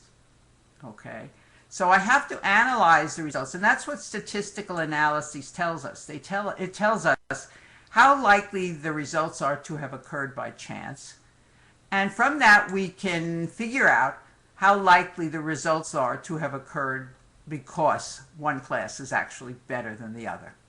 Okay? The likelihood that the results occurred by chance has to be very small. It has to be less than 5% for the results to be what we call statistically significant. And yes, Faisal, we can use a t-test. And by the way, it doesn't matter what kind of test we use, whether we use a t-test which compares means, or we use tests which would compare the percentage of kids that failed in one group versus the other. P less than 0.05 is always the cutoff point for statistical significance by convention. Okay, so we can't argue with that. It's just by convention. Okay, we'll be talking much more about that as we go through. Okay, so bias is deviation from the truth. Usually occurs because I picked the population incorrectly. We want our research study to have no bias or as little bias as possible. We want our research study to be reliable. That is, no matter how many times the study is done, we will get the same result. And no matter who conducts the study, we will get the same result. It doesn't matter who the researcher is. It doesn't matter how many times we do it. We get the same result every time. That's called reliability. And validity is, are we actually measuring what we think we are measuring? Okay. There's a type of test for intelligence in children called an IQ test, an intelligence quotient test. A lot of people say the IQ test is not valid because you're not actually measuring the potential to learn of the student, which is what IQ is, but rather you're really measuring cultural differences in children. And that's not what the IQ test is aimed at measuring. So a test that is valid actually measures IQ and not cultural differences or educational level, but measures rather the potential to learn new things. And we'll be talking about IQ also later on. Okay. So here we are shooting at a target, and we have a reliable result. That is, we always get about the shots in about the same place. So we do the same thing over and over again, but it is not valid because we did not hit the target. Okay, so here, in this example, we have reliability and validity. Not only did we do the same thing over and over again, but we got on the target. We got the thing we were aiming at. Okay. So let me tell you a little story, okay? So I have a scale that I weigh myself on every day. It tells me where to put my big feet, okay? And I get on this scale every day, and every day I weigh about 120 pounds. 120 pounds. I love my scale, okay? I weigh about 120 pounds every day. The scale is very reliable. When I go to the doctor's office and I get weighed on the doctor's scale, I weigh 140 pounds. Uh-oh. So my results on my scale were reliable, but they were not valid. That's not what I really weigh. On the doctor's scale, the results were reliable. I would always weigh 140 on the doctor's scale about, but they are also valid because that's what I really weigh. Okay? So reliability and validity. Okay. So reliability, test reliability is no matter how many times I weigh myself, I get the same result. And inter-rater reliability would be no matter who looks at the scale weight on here, whether it's me or my doctor or family member, it's always the same. So no matter who is evaluating my weight, no matter how many times I get on the scale, the results are reliable. Test is getting on the scale repeatedly. Inter-rater is no matter who evaluates the weight. Okay, both have to be reliable. Okay, my friends. Okay, how can the results of a study be biased? Okay, if I'm looking, for example, at heart disease, I want to know rates of heart disease in middle-aged men, let's say in the United States. And I use the men from my study because I get out of work really late. The only places that are still open in the U.S. at midnight are the bars where they serve alcohol. Okay, so those are the only subjects I have because they're the only ones who are still around at 12 o'clock midnight, and that's the only time I have. So they become my subjects for my study of heart disease. People who drink alcohol are much more likely to have heart disease. So I have what we call selection bias. I have picked a population which is likely to have heart disease, even though I really wanted a cross-section of 40-year-old men for my study. Okay. Similarly, if I stand outside of a health club where people exercise, and I use that group as my research group, they're going to have a lower rate of heart disease than the general population.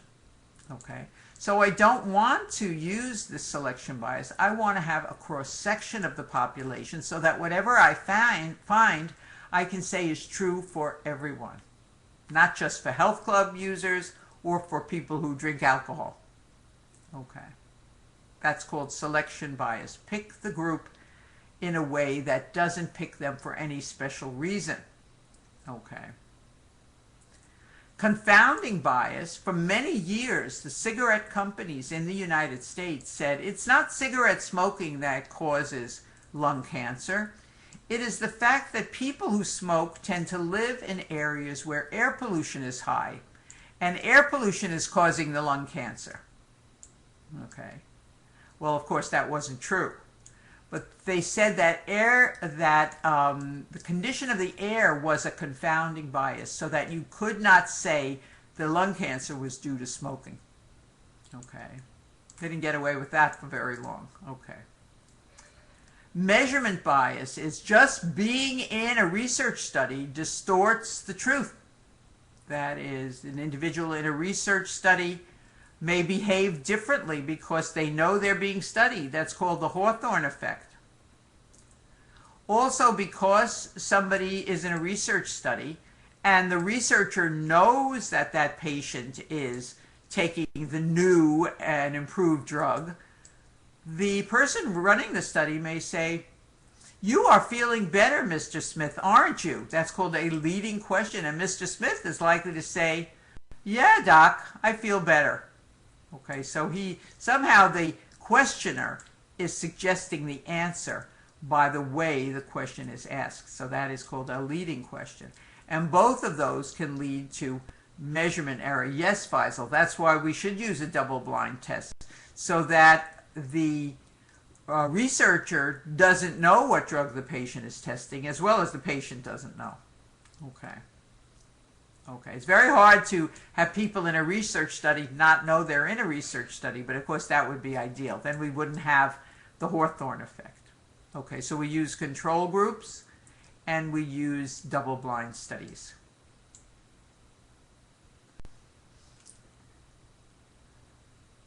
Okay, my friends, it's time for us to take our next break, okay? And we're going to try to fix the webcam during this period. So we're taking a 10-minute break.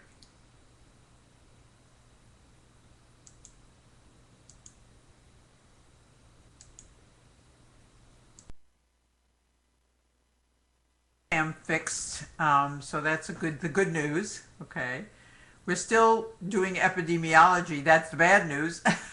Hopefully it's not too bad. Okay, we were talking about bias and the fact that what we expect to happen sometimes does.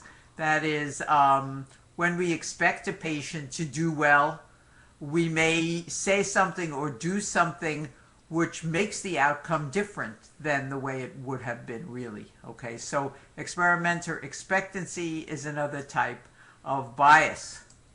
Okay, lead time bias. When a disease is diagnosed sooner, it may look like a patient lived longer, but it really is only looks longer because they were diagnosed sooner. Okay. So if I identify the cancer in June, the patient lives until December, it looks like the patient only lived 7 months. Okay. But the patient, in fact, had the disease for much longer. So, for example, if we look at 3 groups of women, all of whom develop breast cancer at time 0. So they all have breast cancer at time 0. The first group is diagnosed when they come to the doctor for a mammogram. And that could be any amount of time after they actually develop the disease. So it looks like the time from diagnosis to death is relatively short. Okay.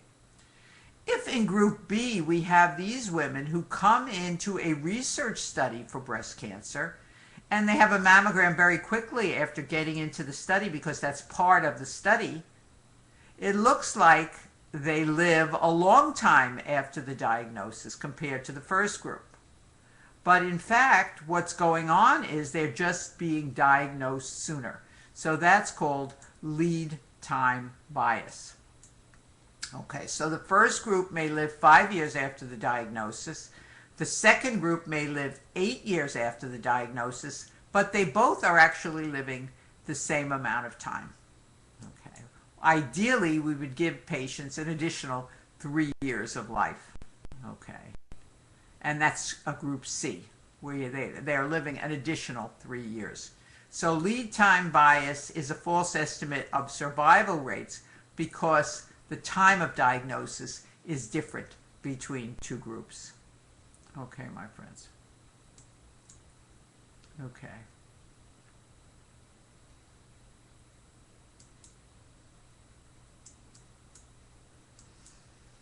Okay. Now, when we're looking at research studies, and hopefully you'll all get to do some research in your careers as physicians, you will do observational studies where you simply watch people over time or look at people and what they have done and the diseases they've gotten, versus an actual experimental study where you make an intervention, you do something. Those would be clinical trials where we test new blood pressure medications, for example. So in the observational studies we observe, in experimental studies we actually make interventions. We'll look first at observational studies. And the first, most simple type of observational study is observing a single patient. An interesting disease, an interesting response to a common medication. That would be a case report. One patient, you would write up all the details of the case. And that is research. Even though it's only one patient, you're reporting to the general population of doctors what you have found, and that's important research. In a case series, you have a group of clinical subjects, and you report on them. Okay. In a cross-sectional study, you look at a very large group of people at one particular point in time. So if we were doing a cross-sectional study right now, we might poll everybody who is signed up for the class, okay, and we would ask them a couple of questions. We might ask them, how many people have upper respiratory symptoms today? Some of you would raise your hands, or in this case, you would click in, okay. And then I'd say, how many people are under more stress than usual today? I have all the data from my research study. My research study is on stress and upper respiratory symptoms with the hypothesis, the idea that people who are under stress are more likely to have upper respiratory symptoms. And my study is over in the few minutes it takes me to gather all the data. So that is a cross-sectional study, a large group of patients at one particular point in time. Okay. In a case control study, we look at people who are already ill and we look at their past exposure to a risk factor. So I might look at a population in a hospital who have lung cancer. I have control group. A control group is people who are the same in every way, except they don't have the characteristic that we're interested in. So my control group would be a group of people of the same age, sexes, etc., from the same areas who do not have lung cancer, but have some other disease. So they should also be in the hospital. That would be a case control study. Now I look at both of those groups with respect to their exposure to smoking cigarettes, tobacco. Okay. And my outcome measure is what percentage of people who have lung cancer were smokers versus the percentage of people who do not have lung cancer that were smokers. Okay, so that is a case control study. I'm looking into the past for their exposure to a risk factor in the past. They already have the disease, and that's important. In a cohort study, the people don't have the disease yet. We watch them over years to look at how smoking affects the development of lung cancer. That is, do those that start to smoke develop lung cancer compared to those who do not smoke? We look at the lung cancer rates in both groups. Okay, and that is a cohort study because we start from when everyone is well. And a cohort study is the most expensive type of study because it takes the longest amount of time. We have to watch populations over many, many years when they start out healthy. Okay. Okay, I just want to ask Karen, is everything okay, Karen? How are we doing? Okay, excellent. Oh, excellent. I just want to be sure that the webcam is working and the sound is okay. Good. Okay, so if we're looking at, this is time, this is a timeline. A cross-sectional study happens at one point in time. The cohort study looks into the future, and a case control study looks into exposure to a risk factor in the past. Okay.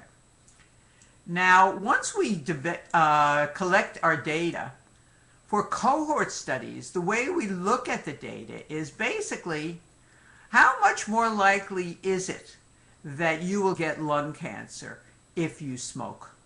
That's what we want to know. So what we do is we divide the smokers by the non-smokers with respect to the incidence rate, that's an I on each one of these, of lung cancer in the group that was smoking, and divided by the incidence rate in the group that never smoked. So how much more likely is it that you'll get lung cancer if you smoke? Is it twice as likely? Is it 5 times more likely? A relative risk of 5 indicates it's 5 times more likely that the smokers will get lung cancer than the non-smokers.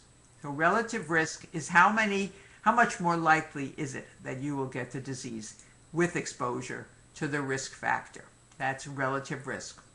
Now, if both the exposed and the unexposed have the same risk of getting lung cancer, that is, the smokers and the non-smokers, the numbers are the same for both groups, we would say that the relative risk was what? If the numbers are the same for both groups, what is the relative risk, my friends?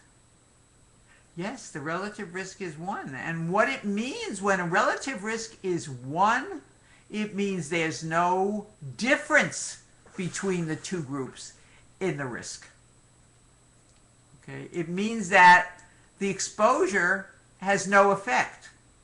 If the relative risk is 1, it means there's no increased risk and there's no decreased risk. Excellent. Yes, Haya, there's no effect due to the exposure. That's right, if relative risk is 1.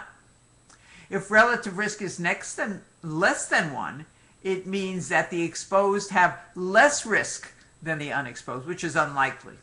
Okay. Relative risk is usually over 1.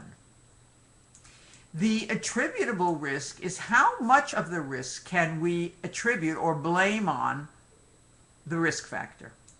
How much of the risk is attributable to smoking? How much of the risk for getting lung cancer? And for that, we would subtract the non-smokers from the smokers. The incidence rate of cancer in the exposed minus the incidence rate of lung cancer in the non-smokers. How many more cases do I have in one group versus the other? That's the attributable risk, and it's also called the absolute risk reduction. That is, if you don't smoke, how many less cases will we see? Okay. So let's look at this example. And I did mention that in the United States, African American people are more likely to be sicker by the time they get to the doctor because of income factors, and there are some other factors that have to do with accessibility of health care. But the infant mortality rate for African American infants or black infants in the United States is at least twice as high than that of white infants. So for black infants, 20 out of 1,000 babies might die, versus white infants, 10 out of 1,000. By the way, these numbers are made up, okay? The actual numbers are lower. For white babies, it's about 6. For African American babies, it's about 14 per 1,000. But I've used these numbers because they're easier to work with. So what is the relative risk for being an African American baby if these are the infant mortality rates? How much more likely are you to die in the first year of life if you are an African American baby? The relative risk equals, my friends, you want to type it in? Relative risk, if these are the numbers, equals 2. Excellent. That's right. 20 over 1,000 divided by 10 over 1,000. I've taken away the 1,000 because they both have 1,000 as their denominator, and the relative risk is 2. That is, you're twice as likely to die if you are an African American infant. Okay, so that is the relative risk. And now my question to you is, what is the attributable risk? That is, how much of the risk of dying can be attributed to being an African American baby? And for that, we have to subtract one from the other.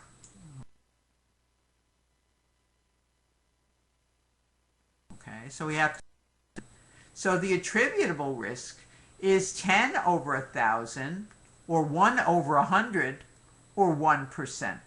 So the attributable risk is 1%. Okay, that's how much of the risk we can attribute to being an African American infant. That is the attributable risk. Okay. How many more cases do we have in one group than the other? Okay, so that's the incidence rate among the exposed. That is the risk group, at-risk group. In this case, African American infants exposed to less health care, minus the incidence rate in those who have enough health care. Okay, so that's the attributable risk. And let's look at this problem now. Here we have a problem where we have smokers and non-smokers, asthma and no asthma. So the hypothesis, that is the idea the researcher has here, is that people who smoke will be more likely to develop asthma, okay, than people who don't smoke. So let's see if the results prove him to be right. Okay.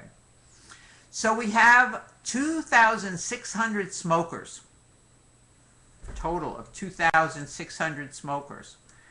And we have 2,600 non-smokers in this research study.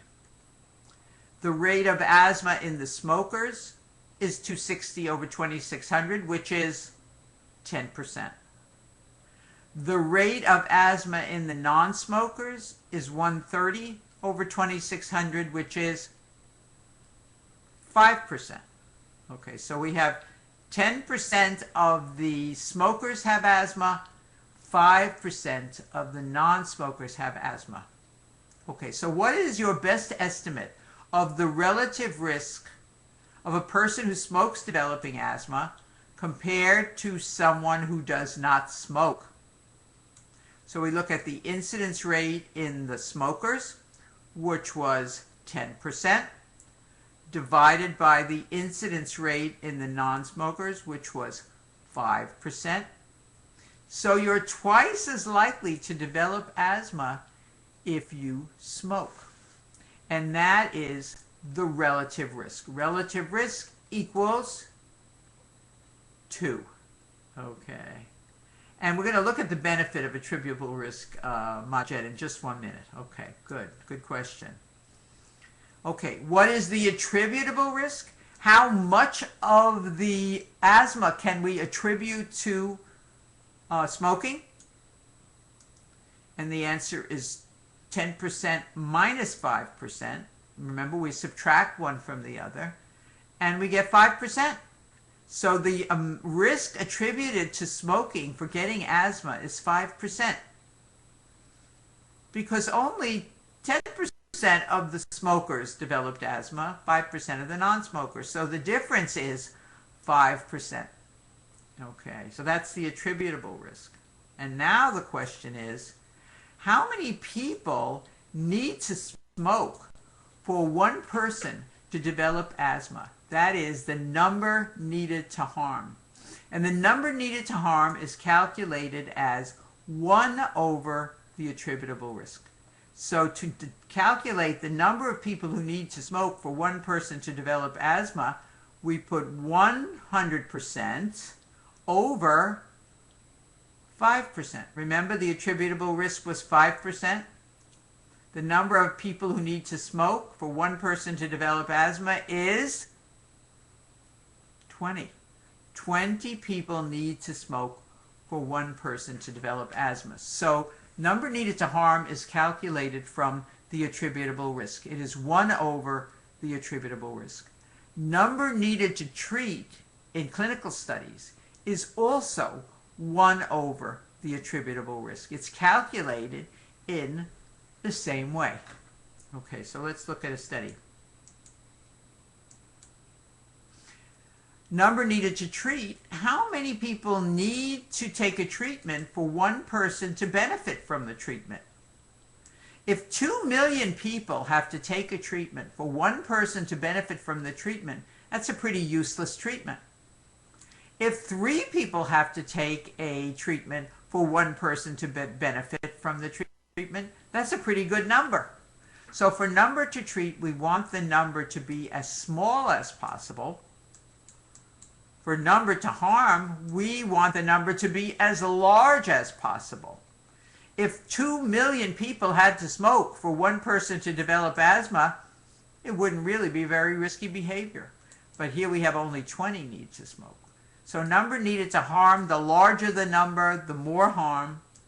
In number needed to treat, the lower the number, the better. That is, the fewer people we need to treat. Okay. Okay, so let's look at this study now. We do a research study to see if Boniva is the trade name of ibandronate sodium, a drug for osteoporosis, to see if the drug will decrease the incidence rate of hip fractures, that is, new hip fractures, in middle-aged and elderly women. So we have set up our 2x2 table. We have, remember that all the bad stuff always goes in the upper left-hand corner. That is the fractures and the risk factor. Not taking the drug is the risk factor here. Fractures are here. We have 260 fractures out of 2,600 women in the no Boniva group. And in the people who are taking the drug, only 130 out of 2,600 develop fractures. Okay. So how many people have to be treated with Boniva to prevent one hip fracture? That's the number needed to treat. And we calculate it the same way as we calculated the previous question. We calculate the attributable risk. What's the attributable risk? 260 over 2,600 minus 130 over 2,600. So the attributable risk is what percentage we can attribute or blame on not taking Boniva of the fractures. So it's 10% minus 5% equals 5%. You see that the numbers are the same as the ones I used in the previous question about asthma. I used the same questions, the same numbers rather. So the number needed to treat is 20 also. 20 patients have to be treated to prevent one hip fracture. 100% over 5%. Okay, my friends. How are we doing? Did everybody get number needed to harm and number needed to treat? Okay, I'm waiting for your responses. Good, good, okay, good. Excellent, that's good. Very, very good. I'm going to keep an eye on your responses. Okay, when I'm looking in this way, it's because I'm looking at the computer and I'm looking at your typed responses. Okay, great. Good, good, my friends. Excellent. And of course, all of the things in these two chapters you really have to go over on your own and kind of do some of the problems and the questions here and in the QBank. Okay. Odds ratio is the same thing as relative risk, except it's calculated for case control studies. It basically tells you how many more times your chances are increased of getting a disease with exposure to a risk factor. Okay, but this is calculated, odds ratio is calculated for case control studies, where relative risk is calculated for cohort studies. So for a case control study, you can only calculate the odds ratio. You cannot calculate relative risk, because relative risk looks at new cases developing the disease, and odds ratio looks at existing cases. And when we're talking about a case control study, we're talking about people who already have the disease. Okay. And the calculation for odds ratio, if we letter the boxes this way in the 2x2 table, we put all the bad things in the upper left-hand corner, the lung cancer, the smoking, the risk factor, the disease. This would be box A, B, C, and D. And the odds ratio calculation is A times D over B times C. So A times D, okay, over B times C. That is the odds ratio formula. But we have to be sure that the box is set up correctly with the bad stuff all in the upper left-hand corner. And then we'll do it correctly. So let's look at this question. Here we have a case control study of colorectal cancer and family history.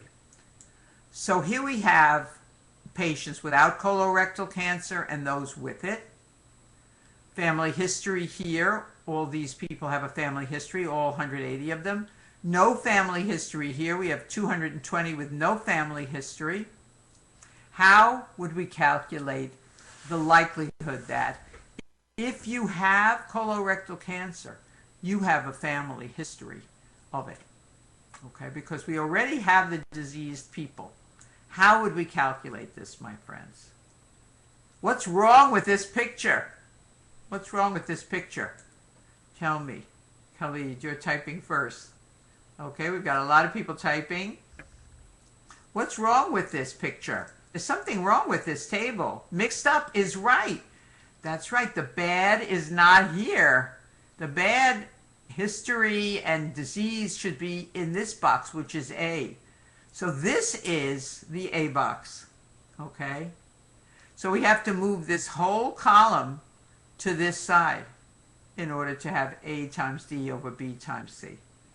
Okay, and when we do that correctly, we have an odds ratio of 5. And what that means is that if you have colorectal cancer, you're 5 times more likely to have a history of it than somebody without the disease. And that is the odds ratio of 5 for a case control study where we started out. That's right, Ahmed. The bad thing isn't on the left, right? We have to move that whole column, this column, to this side. Okay, my friends. And then we can do the calculations. Good.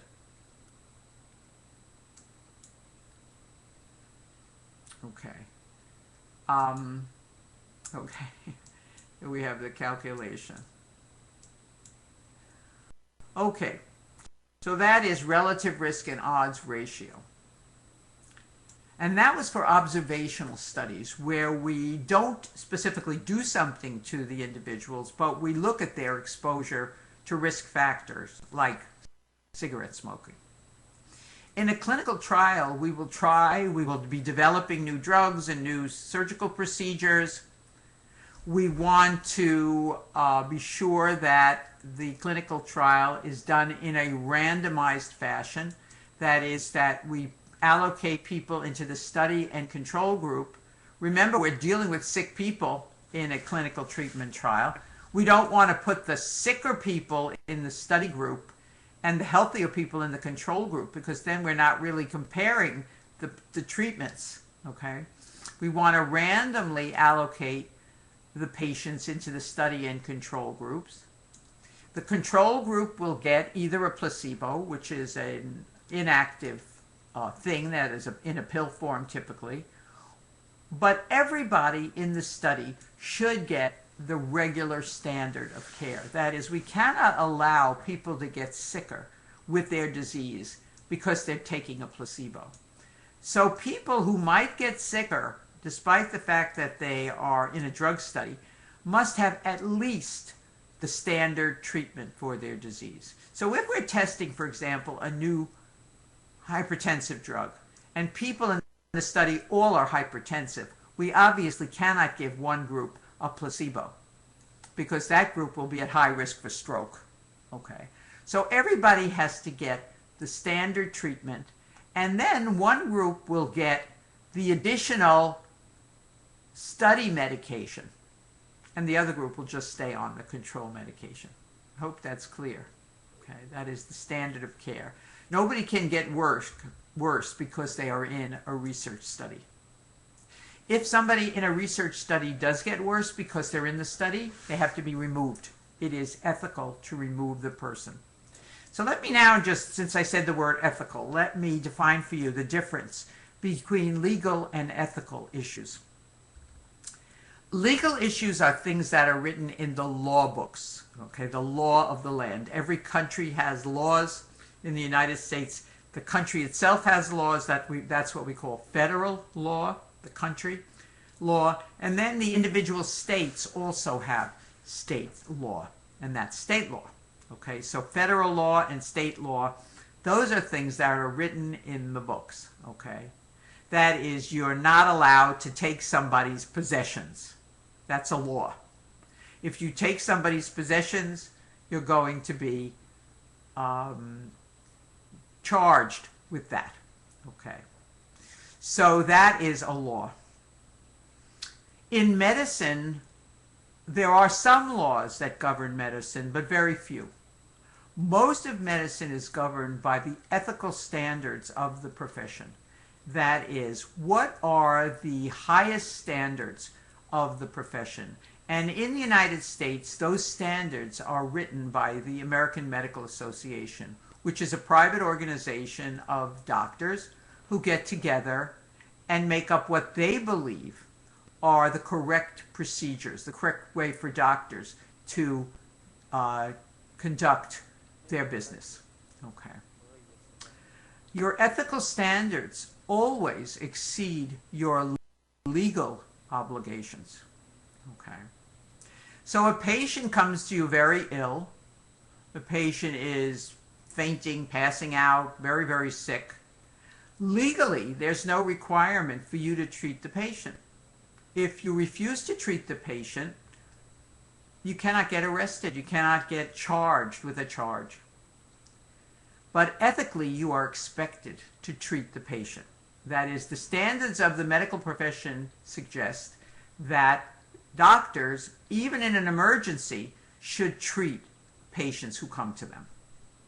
Okay? So you're not breaking the law when you don't treat the patient, but you are going against the code of ethics of the American Medical Association. What can happen to you in the United States if you go against the code of ethics of the American Medical Association or some of the specialty boards is you potentially could lose your license to practice medicine. You cannot go to jail, but you can lose your license to practice medicine, because when you break the ethical standards of the profession, that is the ultimate punishment, is losing your license. Okay. Okay? So that's the difference between legal and ethical issues. You break the law, you hurt someone, you go to jail. You break the ethical standards of the profession, the worst thing, you can lose your license. Okay? But you don't go to jail. Okay? And whether or not you have a license in the United States is determined by the state that you practice in. There are 50 states in the United States. Every single one of them has a state licensing board. So if you decide to practice in the state of New York, you have to have approval from the New York Board of Medical Examiners. If you then decide to move to California, you cannot practice in California because your license is in the state of New York. You must apply to the state of California for a license to practice in that state. So you're licensed to practice by state in the United States. Okay, and those kinds of questions can come up on the boards, and we'll see them later on. Okay, my friends. Now, in a clinical trial, you want to randomly assign patients to the placebo group or the control group and the treatment group. Ideally, the patient should not know which group they are in. That is, all the pills should look the same. So people, at the beginning of a research study, have to sign a document that says, I agree to be in the research study, and I understand that I may be getting the standard treatment, the standard of care, or I may be getting the standard of care plus the experimental treatment. And I'm not going to know which one I'm in, which group I'm in. And you have to agree to that in order to be a participant in a research study. You cannot be compelled to be in a research study. It must be of free will, which is why people in prison, jail in the United States cannot participate in research studies. So they are excluded from all research studies because they don't have free will. Basically, the jailer can say, you're going to participate or not. So they cannot participate in research studies. In a double-blind study, not only does the patient not know what drug he's taking because the pills all look the same, but the doctor doesn't know whether the patient's getting whether the patient's in the control group or the research population group, the experimental group. Nobody knows except for the company that's furnishing the pills, okay? And they don't tell which one the patients are taking until the complete study is over and all of the patients' data have been collected. Okay. Okay, so Ibrahim is asking me a question. How would we compare the effects of the new drug alone? We can do it for certain drugs, Ibrahim, because you're saying because we're using the standard of care for everyone. We can do it for certain disorders that are not dangerous if they don't get any treatment, okay? So there are people, for example, with mild hypertension, and the question is, should we put them on a drug or not? Those patients would not have to get the standard of care because their illness would not put them in danger, okay? It is more difficult to compare when everybody's getting the standard of care, but what we want to show is that the new drug is better than the standard of care. Okay, Ibrahim. Okay, so informed consent means the patient has been informed of all the risks and benefits of the research study and has consented. Okay. Okay, in a clinical trial that is a crossover study, every patient will get the control and the experimental treatment. Every patient gets both at different times in the study. Okay, crossover study. So we start the patients in group A with the drug, the new drug, and the patients in group B with the placebo, but they don't know that. Okay, they don't know that this group is getting the drug and this is a placebo. Remember, the pills all look the same. Some weeks into the study, we switch without telling the patients. So we give, remember they have to give consent ahead of time for this. So group B, which had been getting the placebo or the control, now get the treatment. And that is a crossover study. So we can compare a patient in group A, we can compare a patient in this group with their performance on the drug versus the same patient on the placebo. Okay. That's called a crossover study. Everybody gets both treatments at different times in the study.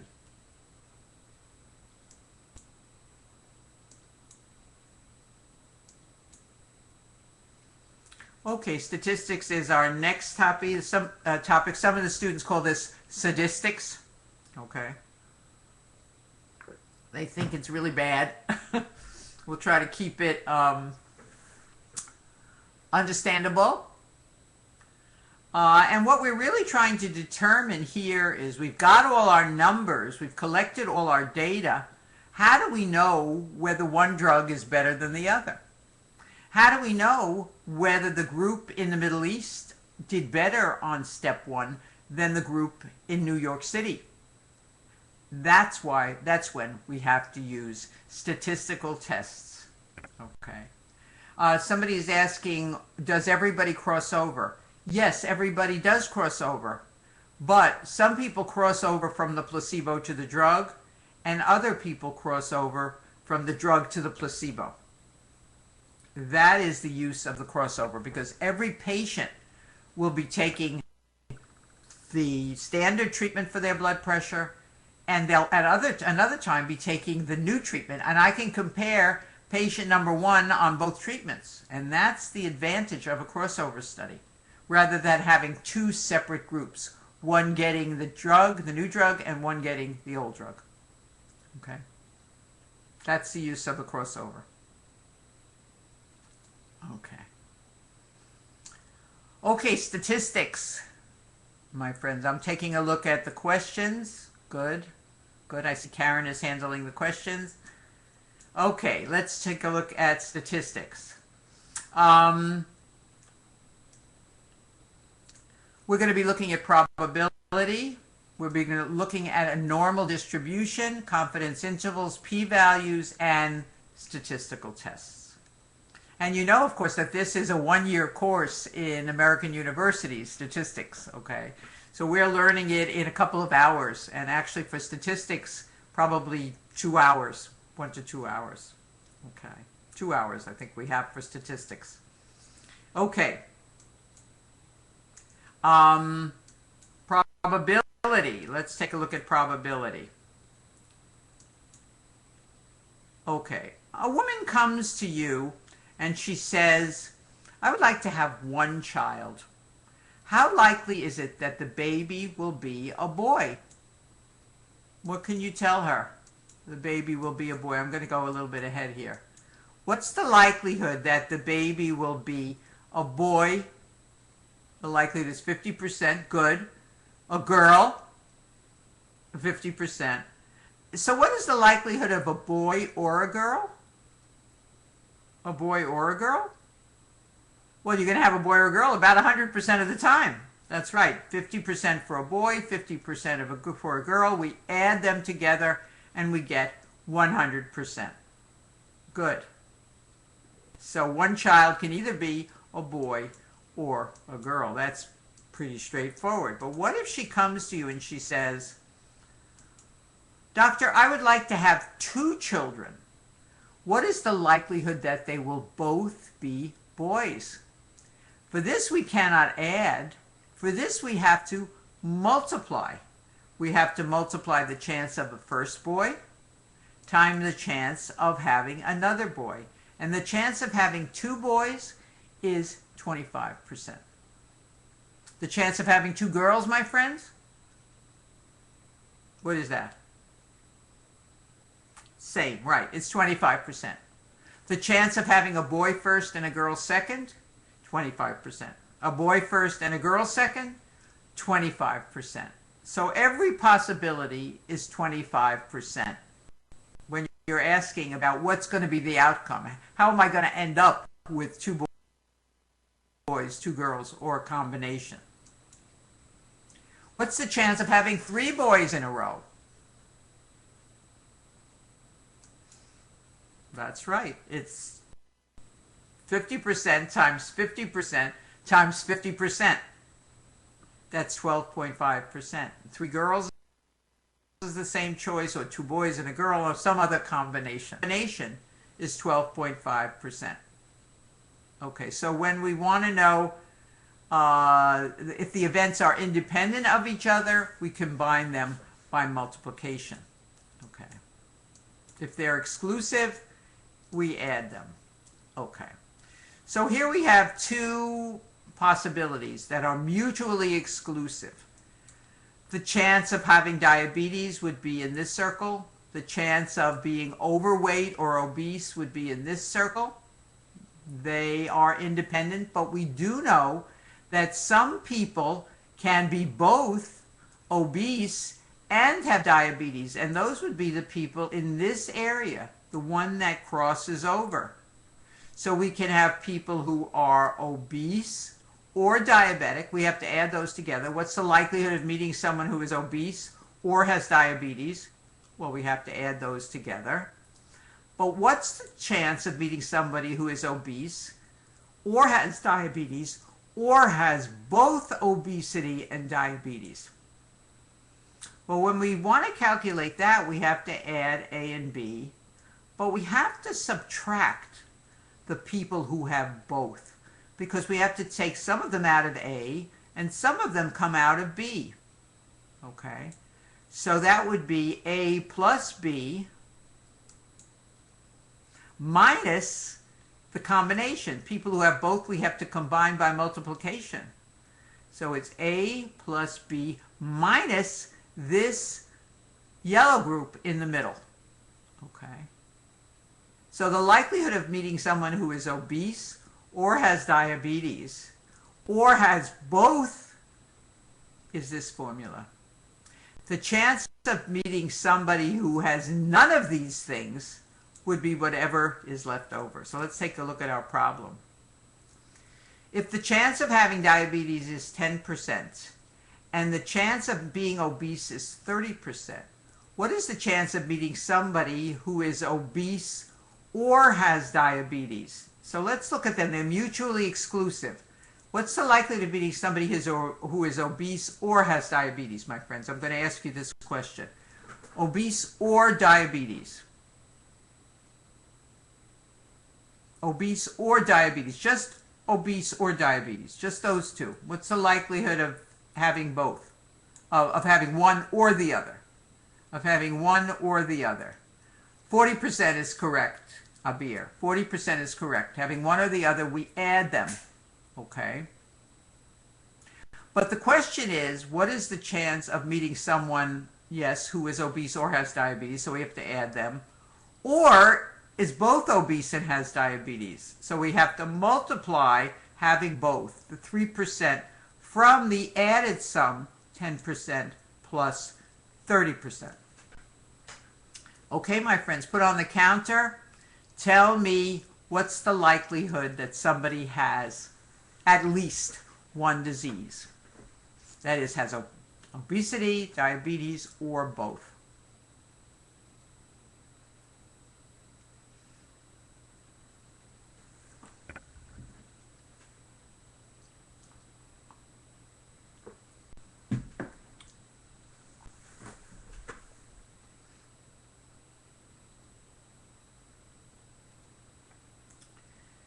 Okay, you're jumping around a little bit here. Some of you are not responding. This is not so easy.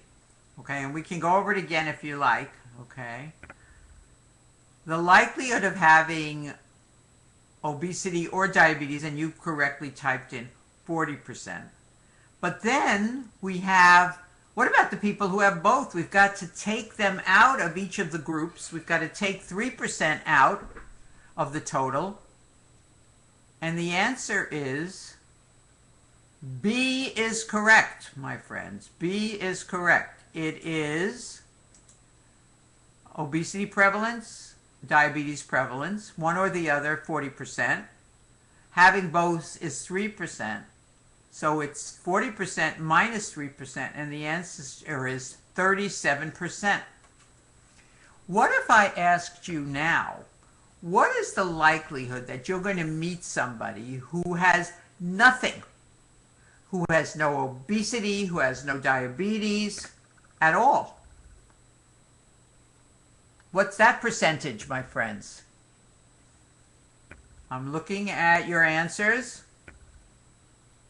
Well, who has neither? Yes, it is 100 minus 37. That is correct. 100% minus 37%.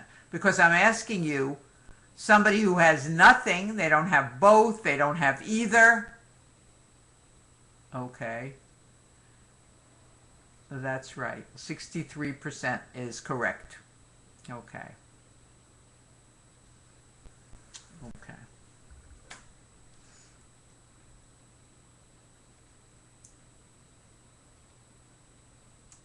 Good.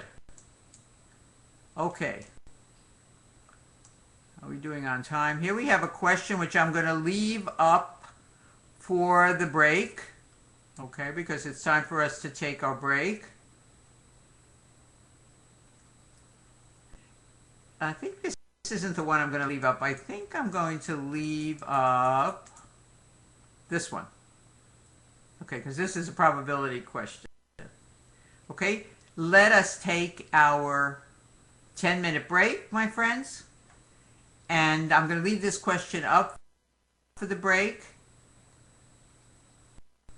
And you're going to type in your answers because this is not an A, B, C, D, E question. What's the chance that 3 people selected at random from the population will all have diabetes? Okay, my friends, I'll see you in 10 minutes.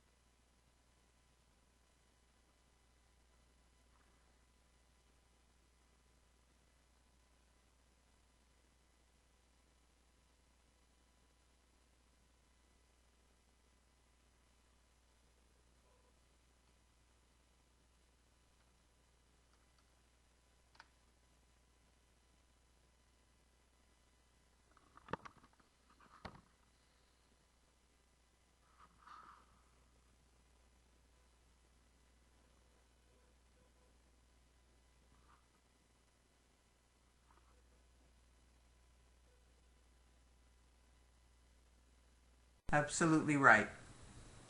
Good. We're going to go back a little bit here because I have a question that I didn't want to leave up without explanation. We were talking about exclusive events, non-exclusive events. Now let's look at this one. If the chance of surviving for 1 year after being diagnosed with prostate cancer is 80%, and the chance of surviving for 2 years is 60%.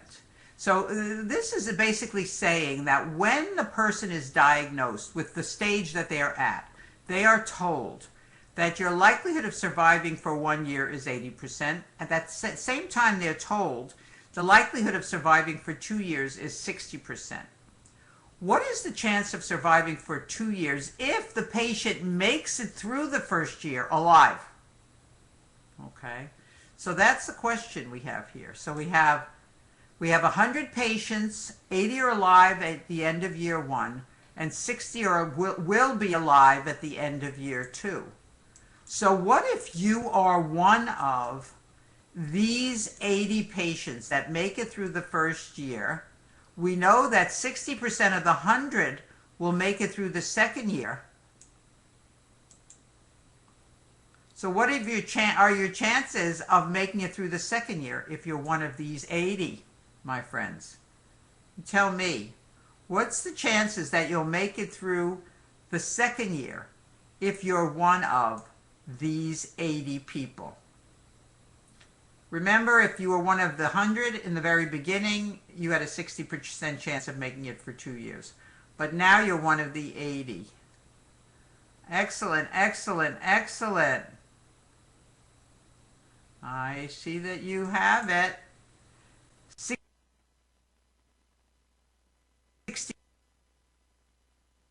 60 out of 80. When you were first diagnosed, you were told you had a 60% chance of making it, but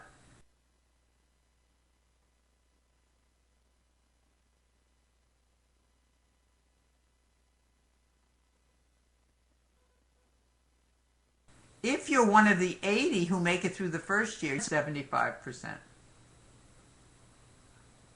Okay. How are we doing? Ibrahim is saying double the first year. I'm not too clear on what you mean by double the first year. Okay. So your chances are 60 out of, rather, are 75% out of 80. Okay. 3/4 of 80. Very good. Okay, let's look at another practice question. This is the one we just did. We're okay with that. How about this one? At age 65, the probability of surviving for the next 5 years is 80% for a white man in the U.S. and 90% for a white woman. For a married couple who are both white and age 65, the probability or the likelihood that the wife will be a living widow, that means she will be alive, but he will be dead 5 years later, is... What's the likelihood that she will be alive and he will be dead? Well, what's the likelihood, first of all, that she'll be alive in 5 years? What's the likelihood that she'll be alive in 5 years? It's 90% that she'll be alive. That's right. What's the likelihood that he'll be alive in 5 years? 80%. What's the likelihood that she'll be dead in 5 years? If the likelihood she's going to be alive is 90%, what's the likelihood that she's going to be dead? 10%. What's the likelihood that he's going to be dead in 5 years? What's the likelihood that he's going to be dead in 5 years? Excellent, 20%, that's good. So what we're asking here is what's the likelihood of her being alive and him being dead? Put up the counter. Is the counter up? Yes, it is.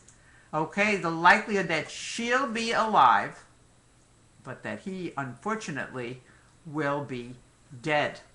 The likelihood of both things occurring simultaneously. It's 90%, excellent, Haya, 90% time, that's the likelihood of her being alive, times 20%, that's the likelihood of him being dead. That's 1 minus 80%. The likelihood of him being alive is 80%, Dead is 20%. So 0.9 times 0.2 equals 18%. Good. Now, what if I asked you something more positive? What if I said, what's the likelihood that they'll both be alive in 5 years? Tell me the likelihood that they'll both be alive in 5 years. Pick a letter for them both being alive in 5 years.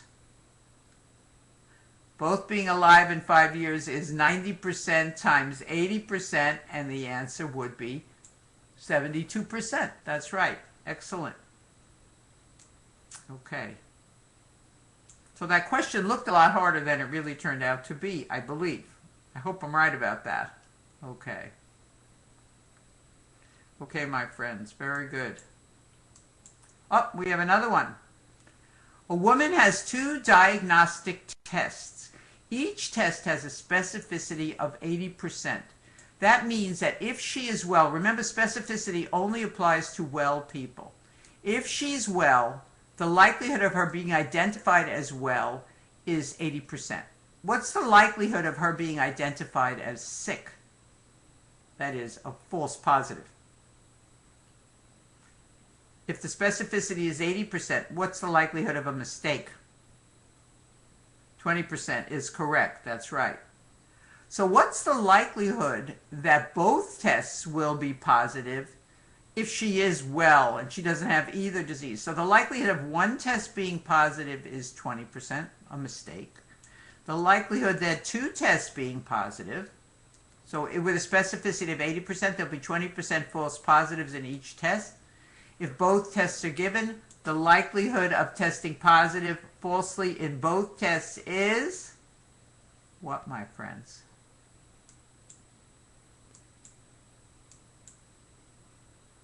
A, B, or C?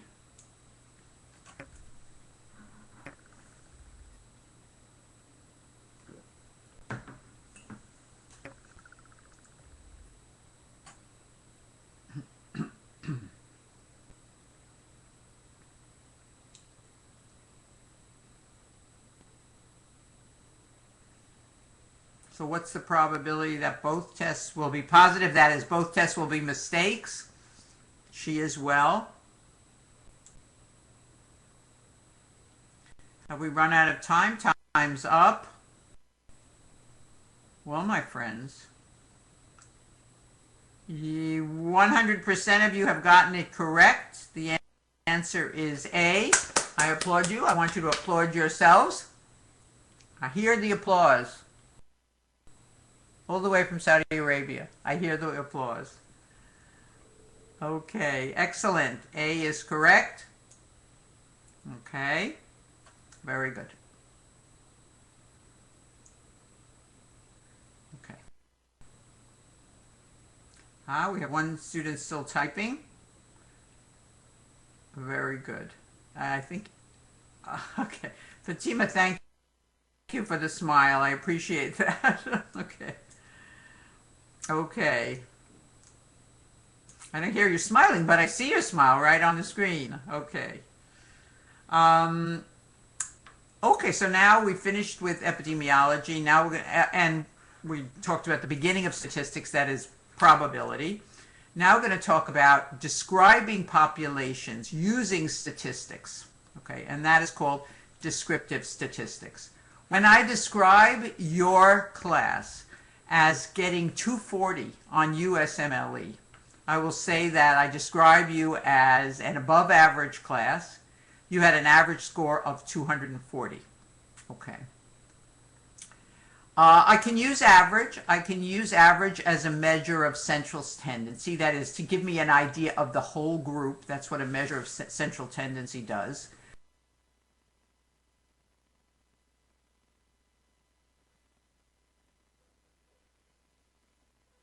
I can use the mean to get the average.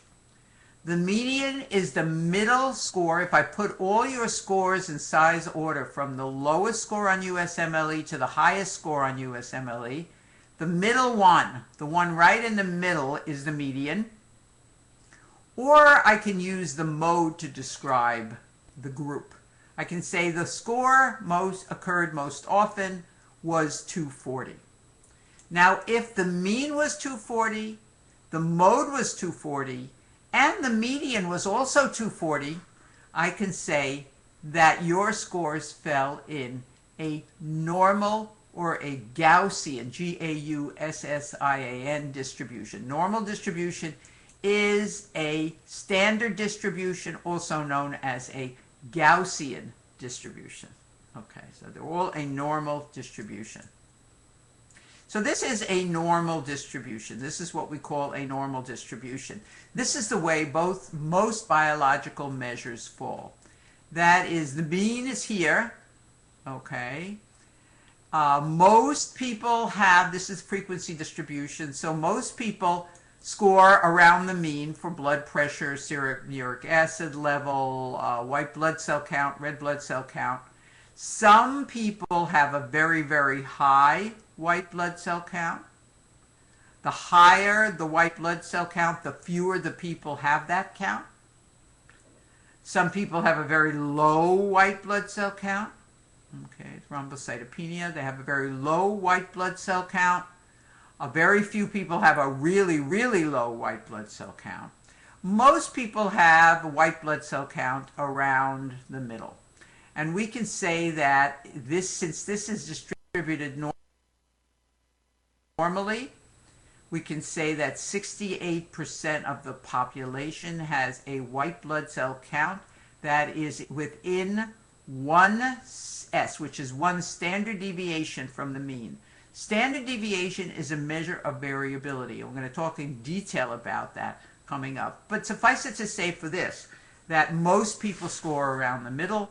Some are very high and some are very low in a normal distribution. And these numbers will never change. 68% of the population falls within one standard deviation, 95% within two standard deviations, and almost 100% fall within 3 standard deviations of the mean. Okay. Okay, so we have 3 exam scores here. If we think of the mean of these 3 exam scores, you got 100 on the first exam, you got 10 on the second exam, and you got 100 on the third exam. If I was giving you a grade and I wanted to take the mean or the average of the 3, your average score would be, what's your average? Well, we have 210, but what's your average is divide that by 3. Your average is 70, that's right. So that's the mean. What's the median? What's the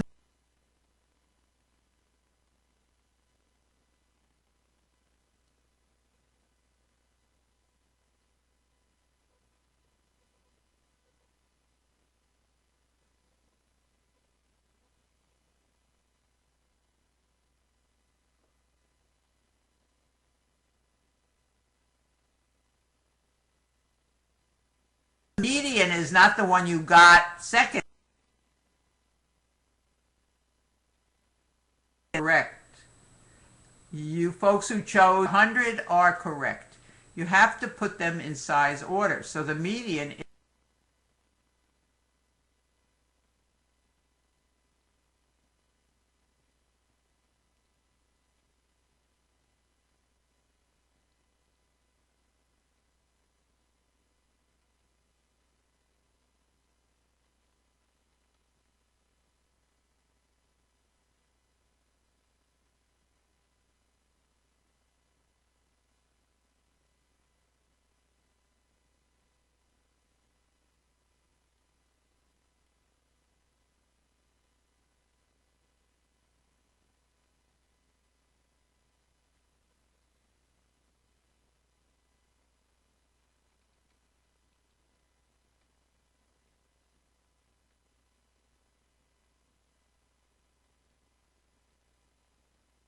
is 100.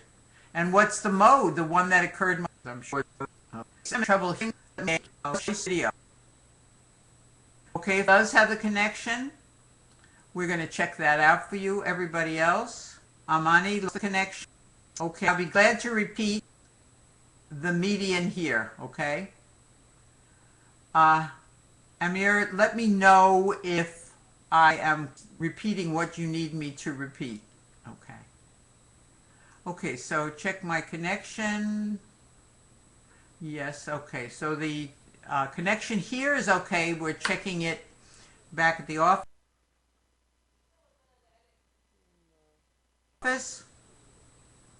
Okay. Okay. So my TA, Karen, is checking to solve the issue. So let us wait a moment.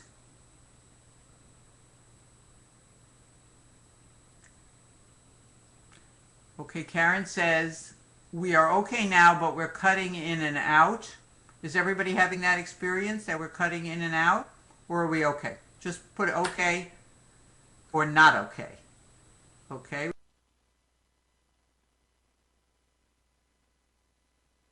We have yes, yes, and we have a yep. Somebody from the west instead of yes. Not okay. A couple of people not okay.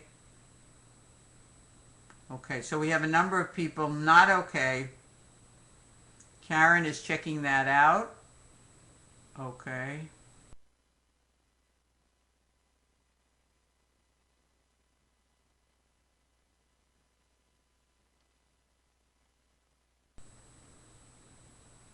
Okay. Let's we're going to log out temporarily.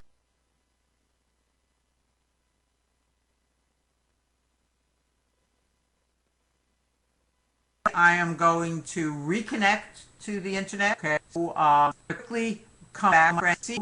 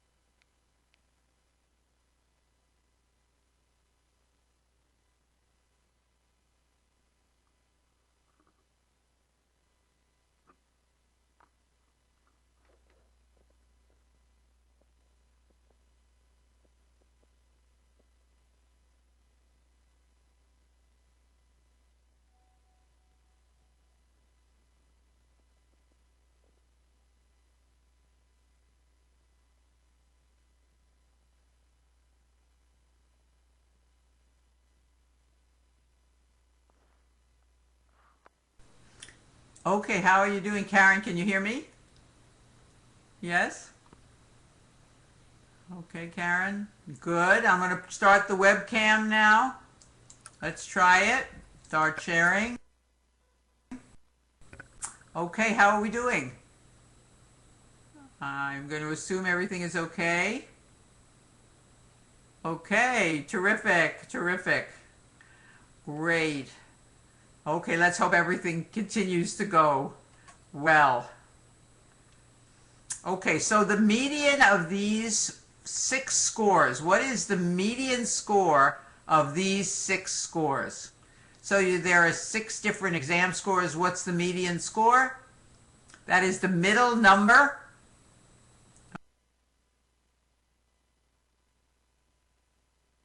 Okay.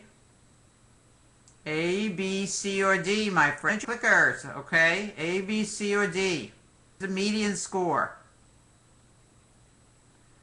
This is a little bit of a hard question because we have an even number set of scores. So the median is somewhere in the middle between 40 and 70. And that is how we calculate the answer B, 55. Because when we have an even numbered set of scores, we have to average the two that are around the middle to get the median. The median is 55.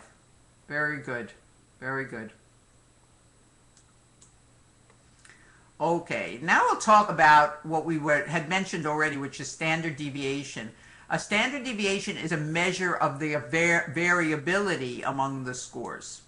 So if we have scores ranging from 30 to 100 for the 6 students in the class, they are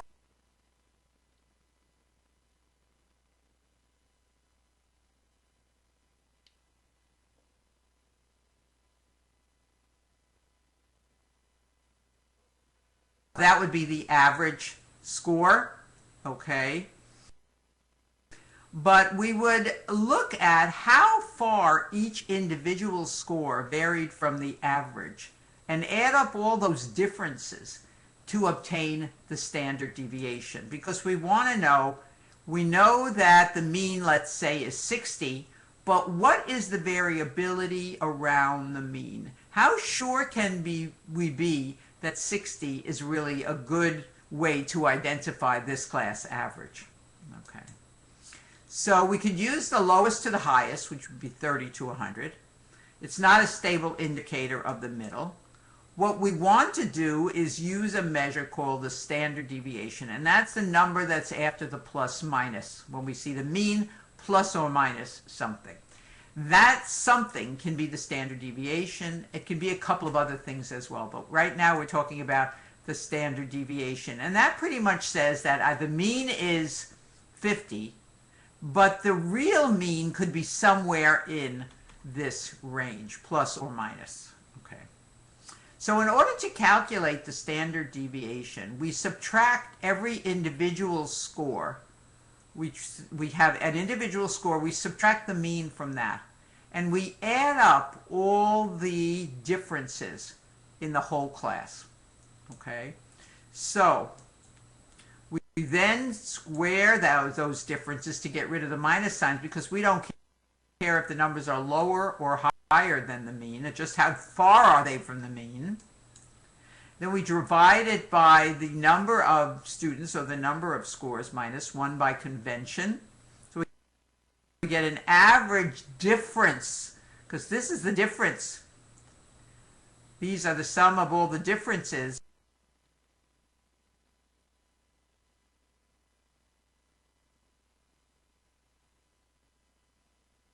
So we get the average of the sum of the differences. We take the square root of that, and that is the standard. You need to, and if the scores that you're adding up to get a mean are very different from each other, the standard deviation is going to be very large. And if the numbers are very similar to each other, the standard deviation is going to be small. Okay. Okay.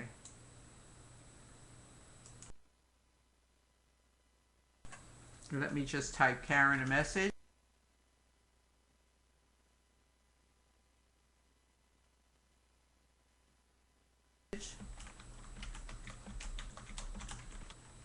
To the web, but you can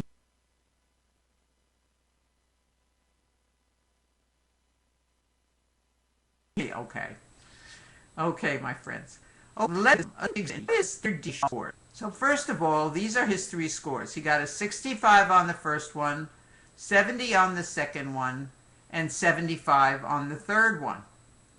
His three scores on the three anatomy exams.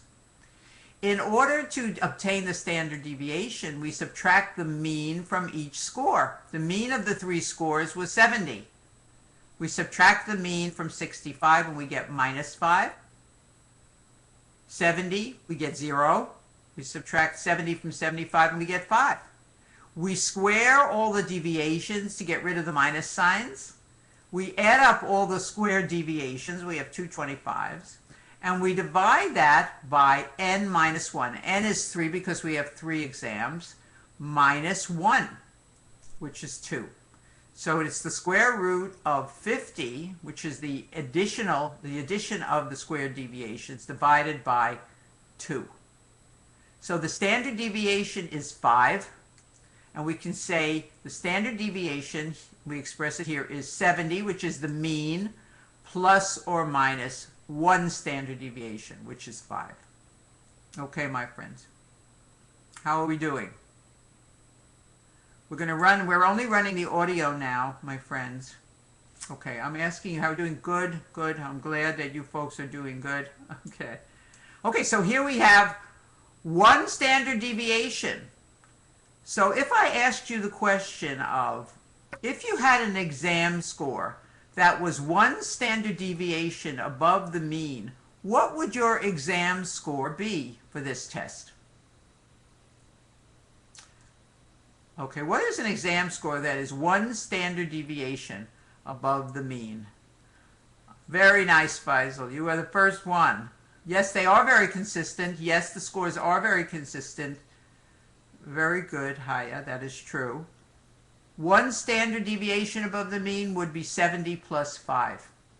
What would be a score that's 2 standard deviations above the mean? 2 standard deviation would be 2 5s. So a score that is 2 standard deviations above the mean would be a score of 80. Excellent. What about a score that's 1 standard deviation below the mean? What would that be? It would be 65. Very good. 1 standard deviation, because the standard deviation is 5 points. Standard error is the mean plus or minus the standard deviation, which is 5, divided by the square root of n. So standard error is derived directly from the standard deviation. It is 5 divided by the square root of n, which is 3. Okay. Confidence interval may also be the number that's after the plus or minus. So whenever you're reading a paper and you see plus or minus, you know that it's the mean plus or minus either the standard deviation, which will be given as S, or the standard deviation, sometimes it's SD, the standard error, which is SE, or the confidence interval, which we're going to get to in a little while, which is typically 2 times the standard error. Okay, so the confidence interval is typically 2 times the standard error. Excellent. All of you are getting my 1 minus, right, 1 below. Good. Excellent, excellent, excellent. And so now when we look at this graph, it makes a little bit more sense to us, right? That is, we can say 68% of the population will fall within 1 standard deviation of the mean.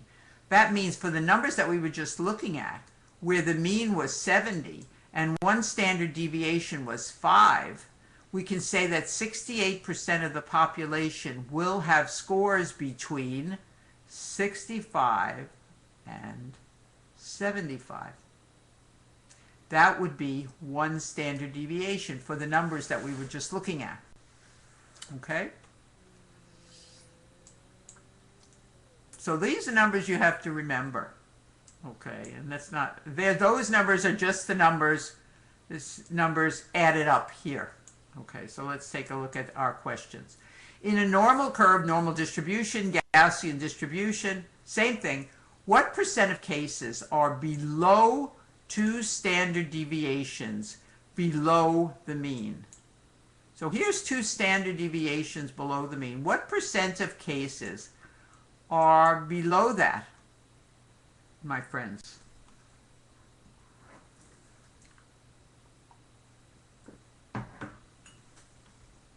What percentage of cases are below that? That's right, it's 2.4 plus 0.15, and we round that out. It is 2.55, but we say 2.5, just to make it easier. Okay, 2.5 fall below 2 standard deviations below the mean. Good. Next question is, for IQ, the mean or average is 100. We'll be looking at that later on. The standard deviation is given as 15 points for IQ. What percent of the population has an IQ below 70, which is the cutoff point, by the way, for intellectual disability, aka mental retardation? What percent of the U.S. population will fall within that category of intellectually disabled? So let's take a look at it. We have a mean. Let's say this mean is 100. Okay. Okay, the mean is 100. This is 1 standard deviation below the mean. I think we have, oh, it's a different question. Okay, 2.5% fall below 2 standard deviations below the mean, correct. What percent of cases are above 1 standard deviation below the mean? It sounds like a lot of double talk, but what percent are above 1 standard deviation below the mean. So there's 1 standard deviation below the mean. What percent are above that? We have to add up all of these percentages, and we come out with 84% are above 1 standard deviation below the mean. A student who scores at the 97.5 percentile falls where on the curve? Percentile rank is what percentage you fall below you. So the 97.5 percentile will be right here because 2.5% are above you, so you are in the 97.5 percentile. Okay.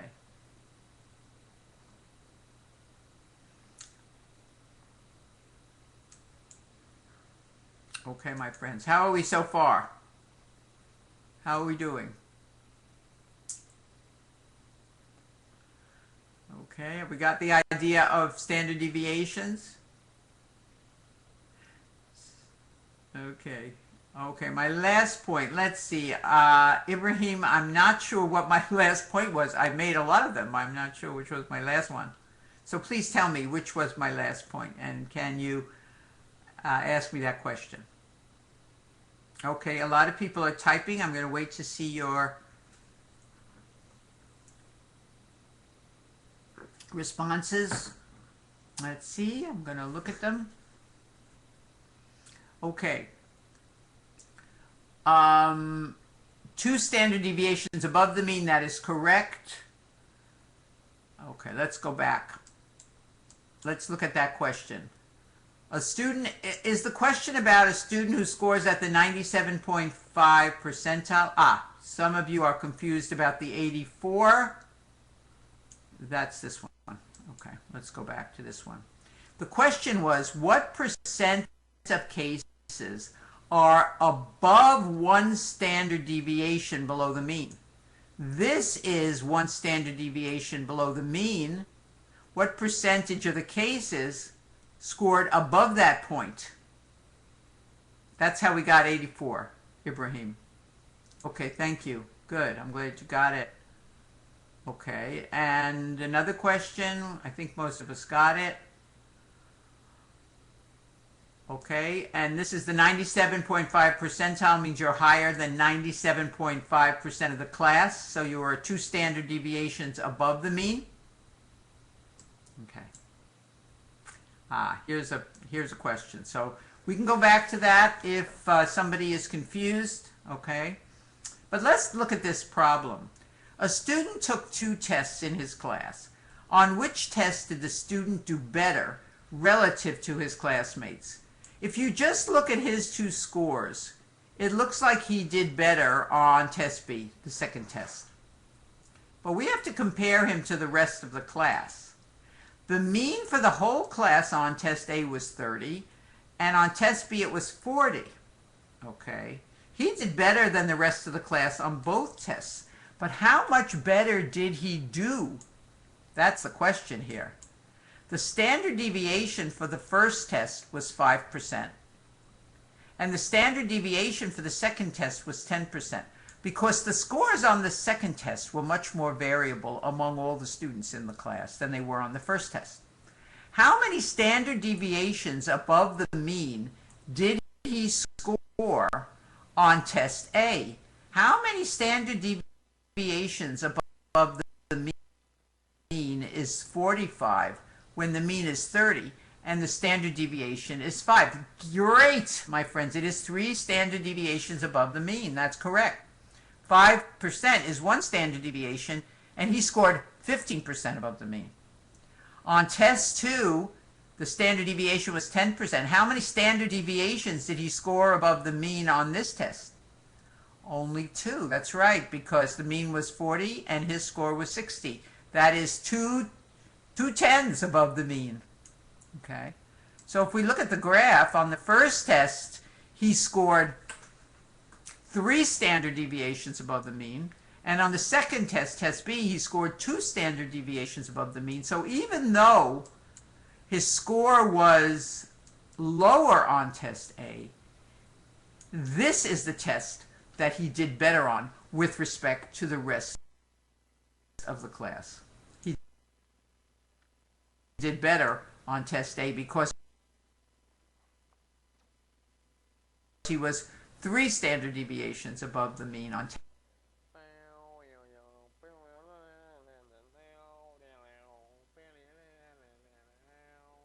test A, and only 2 standard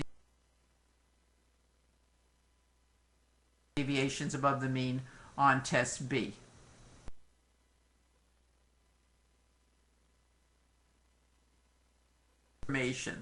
How do we go from the results to the whole population? And that is what differential statistics do. It gives us the ability to go the whole population. And to do that, we calculate what we call the confidence interval, which I mentioned to you already was usually 2 times the standard error. And that's basically what this says. Okay, it says the mean plus or minus some score, which is typically 2, times standard deviation divided by the square root of n, which is the standard error. Okay, so let us look at the formula again. And what do we do with the formula? Okay, in the American election, the last time for president of the United States, when samples were obtained about who was going to vote which way, let's see, this one sample had 287 people. It looked like 44% of the people were going to vote for Romney and 48% were going to vote for Obama. Okay.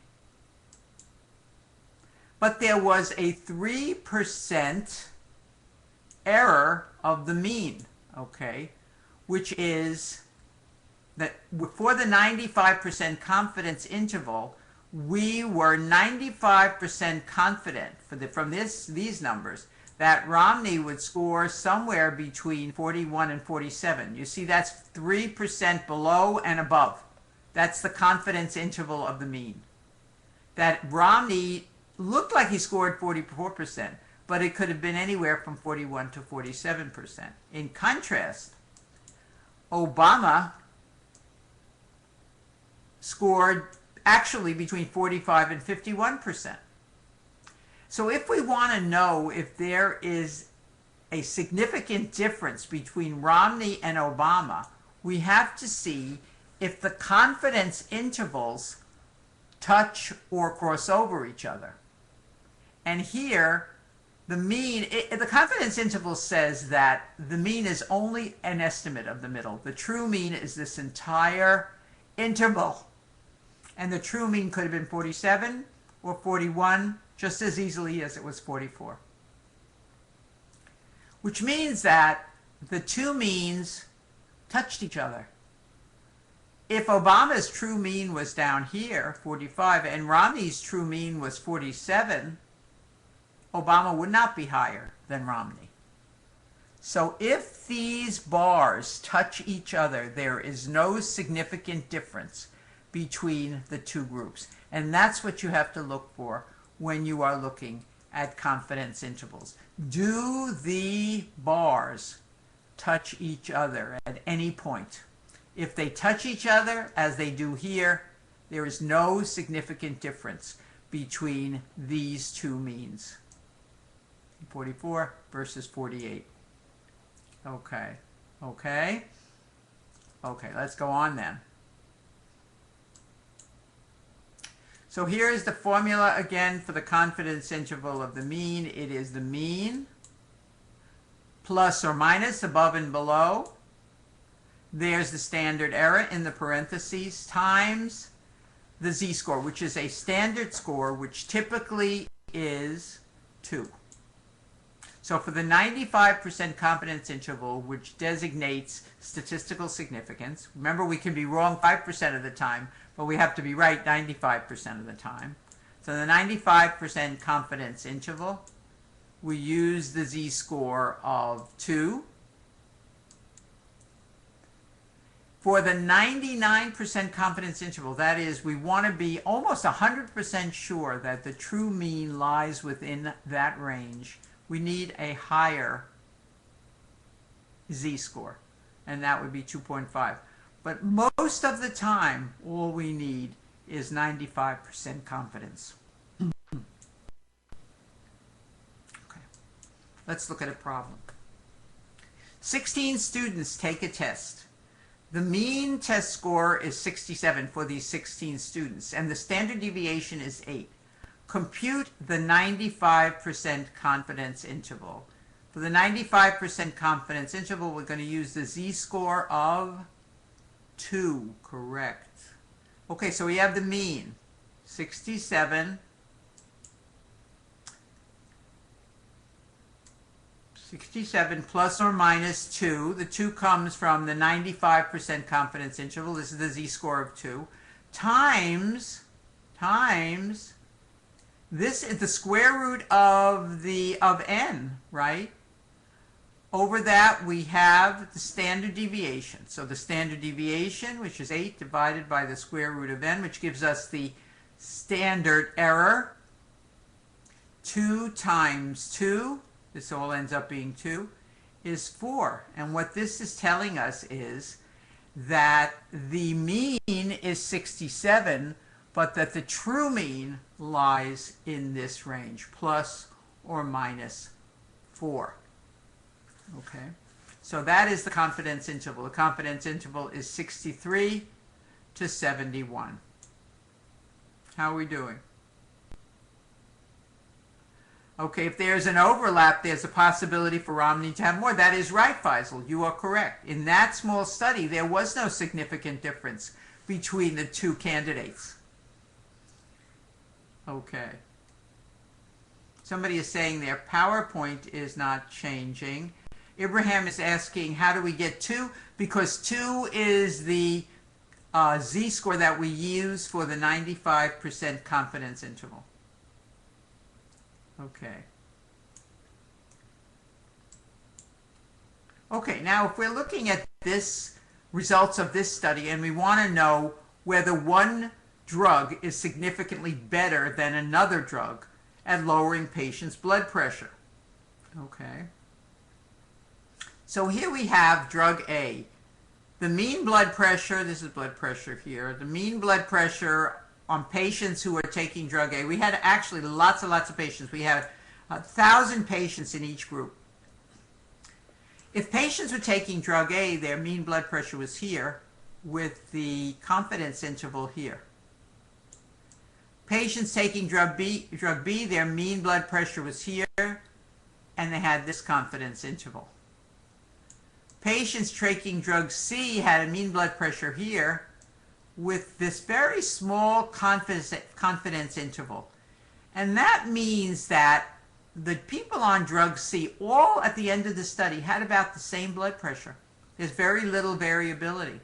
So the standard deviation, standard error, and confidence interval all were very small because there's very little variability among the people in this group in their final blood pressures.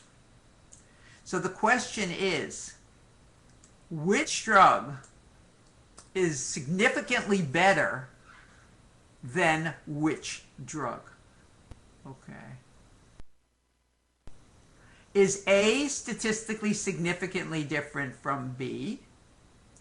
Is B significantly different from C? Or is A significantly different from C? What is the where is the significant difference between the drugs?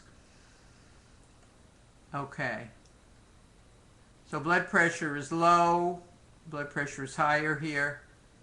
A is significantly different than C. That is correct, because the confidence interval of A, the top is here, and for C, the bottom is here, and they do not touch each other, which means A is significantly different than C.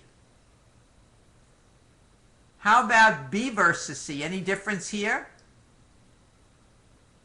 No, no difference. That's right, because they cross over each other. How about A versus B? Do we see any difference in A versus B? No, because again, this could be the mean up here, and this could be the mean down here, and they are the same. Because if there is no overlap, we can say there is a statistically significant difference between the groups when there is no overlaps. So drug A, if you want to say low blood pressure is better, drug A is better than drug C. Okay? So that's what we can tell from confidence intervals. No difference there. Okay. When we're computing relative risk and odds ratio, we also are given in the papers that we read confidence intervals, but they're given in a different way than we've just looked. They're not plus or minus. What we have with relative risk and odds ratio is parentheses following the relative risk or the odds ratio. So let's look at this. This is the way you'll see relative risk expressed. In a study of African American infants versus white infants, the relative risk of being an African American infant was 1.77. That is, it was above 1. It was a risk for being an African American infant. But we know that the confidence interval is this. This 1.77 is in here. The actual relative risk is 1.22 to 2.45. And since the interval does not contain 1.0, this is a significantly increased risk. In contrast, if our results came out this way, where we had a relative risk of 1.63 with a confidence interval ranging from 0.85 to 2.46, we cannot say that 1.63 is a significant risk because the risk could possibly have been 1.0. Remember what 1.0 means. It means that both groups are the same. Okay, when both groups are the same, there is no significantly increased or decreased risk. Here, there was a significantly decreased risk because the interval did not contain a 1 and the relative risk was below 1. So remember, relative risk of 1 means the two groups are the same. So in this instance, the two groups could possibly have been the same. And you do the same calculation for odds ratio. I'm going to leave this up. We're going to take a break. This is a cohort study where these are packs per day of smoking. This is a group that smoked half a pack a day. This group smoked 1 pack of cigarettes a day. This group smoked 1.5 packs a day. And this group smoked more than 2 packs of cigarettes a day. Package contains 20 cigarettes in the U.S. Okay. The relative risk for heart disease is given in this column for each of the different smoking groups. And the confidence interval is here. What can we, for each one, so 3.2 is in the middle of 2.8 to 3.6. Okay? So remember that the relative risk is in each confidence interval. Okay, so what can we conclude from this, my friends? What can we conclude from this? Let us take a break, and then we will answer this question. But take a look at it during the break. Today we have 5 hours together, and each day we will have 5 hours together for those of you that were concerned about how many hours. So behavioral science will be 5 hours per day. I believe it's for 5 days. Okay, my friends. Okay, so let's look at this question now. We have relative risk for smoking, and we have the relative risk with half a pack a day, and you can see that the relative risk for heart disease increases as the number of packs per day increase. That's true. But what we have to look at is whether these risks are significant. Is 1.2 significant? No, because there is a 1 in the confidence interval. So it is possible that when you smoke a half a pack a day, your risk for getting heart disease is not increased because your risk would be the same as somebody who doesn't smoke if it was 1.0. For all of the other amounts of smoking, the relative risk is significantly higher than 1. So the relative risk is higher than 1, therefore there is a significantly increased risk with 1 pack, 1.5, or more than or equal to 2 packs a day, because the intervals for these three do not contain the number 1.0. So the answer then, my friends, and only 9 of you answered. Okay. Only 9 of you answered. I'm going to give you a minute more. Tell me which one of these answers, A, B, C, D, E, is correct.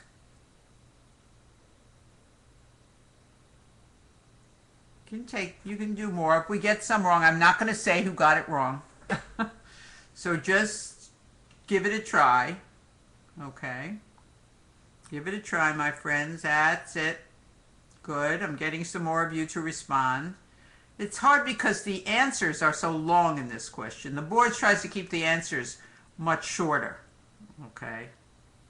Then you'll see here.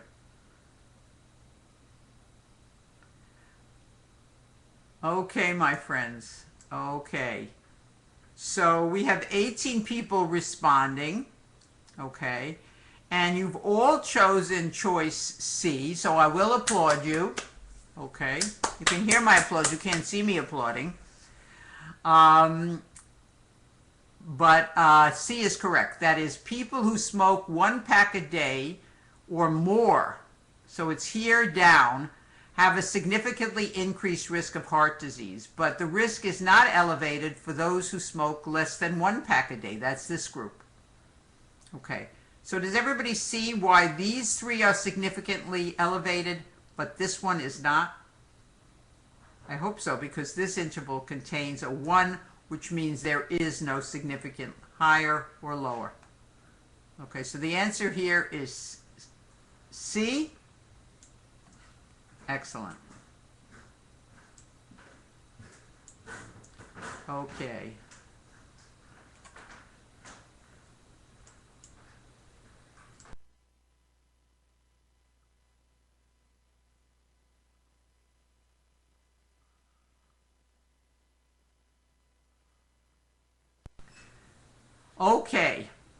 Okay, my friends.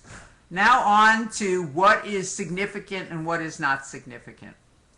Statistics has a very crazy kind of language, okay?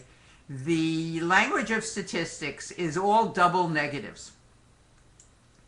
And what statistics says is that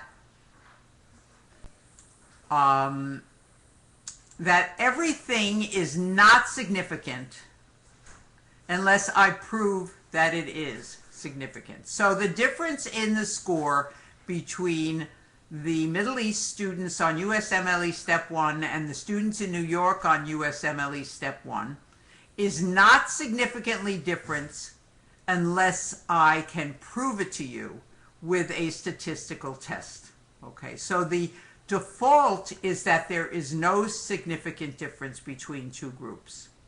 And that is called the null hypothesis. There is no significant difference between the two groups.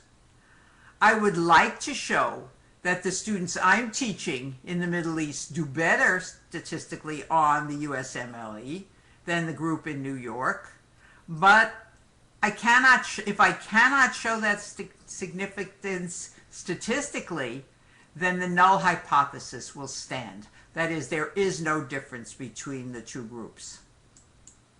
Okay. Whenever I'm doing a research study, like looking at the difference between the two groups, I put the data into my computer. This is a very, very complex slide. That's a joke. Okay. And then I get out a bunch of funny looking symbols and letters. This is a T, which stands for a t-test. This is an F statistics, which would signify an analysis of variance, which is a t-test using more than two groups. The Greek letter R would signify correlation coefficient, and this signifies chi-square. Chi, this is a Greek letter chi. It doesn't matter which of these 4 statistical tests I use, and these are the 4 that we'll be talking about. It doesn't make any difference. The p-value must be less than 0.05 no matter what statistical test you use. That is the probability that the results occurred by chance. That's what p stands for. Probability that the results occurred by chance must be less than 5%, no matter what kind of statistical test you use. And the computer will calculate the p-value no matter what test it is. Okay, so p-values below 0.05 are statistically significant. P-values, rather above 0.05 are not statistically significant, I'm sorry. They have to be below 0.05 to be statistically significant. So this is what we call the alpha criterion. The cutoff point for statistical significance is 0.05. So if your computer, after you do your statistical test, tells you that you have a p-value of 0.13, we cannot say that there is a relationship between these two groups. All we can say is that there is not a relationship. We cannot reject the null hypothesis. If the p-value is 2 out of 100, we say that we have a statistically significant difference. So the p-value must be a very, very small number to be statistically significant. In this instance, the likelihood that this result occurred by chance is less than 2 out of 100, and that is statistically significant. 13 out of 100 is not good enough. Okay? So the null hypothesis is there is no difference between the two groups. If we show a very low p-value, the likelihood it occurred by chance is so small, we can reject the null hypothesis. We can say there is a significant difference between the two groups. If we have a larger p-value, we cannot reject the null hypothesis of no difference. We say there is no significant difference between the two groups. Okay. Okay, my friends, let's see how you're doing on this. Yes, your aim is to reject the null hypothesis. That means there is a significant difference between the two groups. That is correct. If you don't reject the null hypothesis, there is no statistically significant difference between the two groups.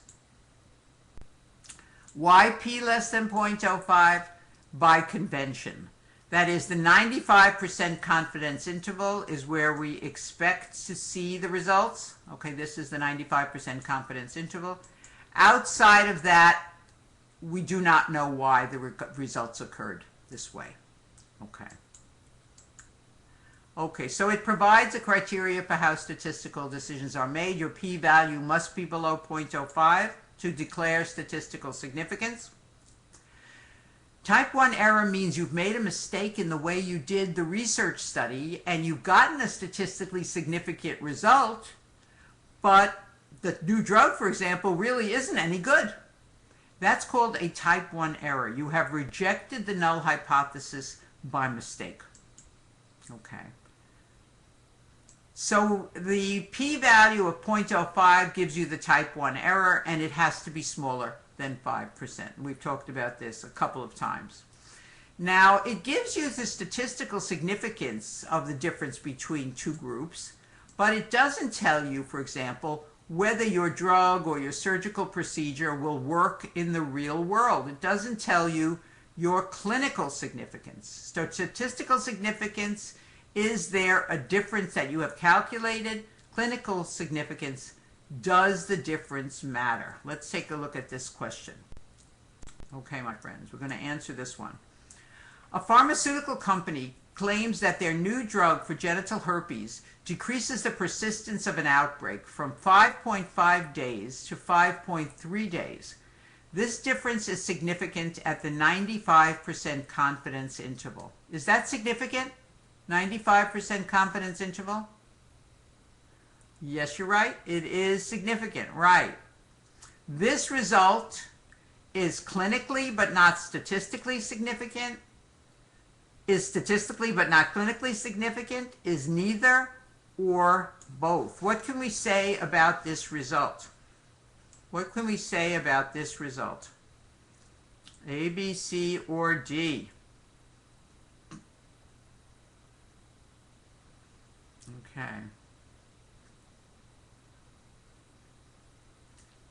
Okay. More of you can take a chance on this one. It's not quite as hard as the others. I've already given you a little bit of the answer, and that is 95% is statistically significant. 95% confidence interval. It is significant at this confidence interval, so it is statistically significant. Okay, what else can we say?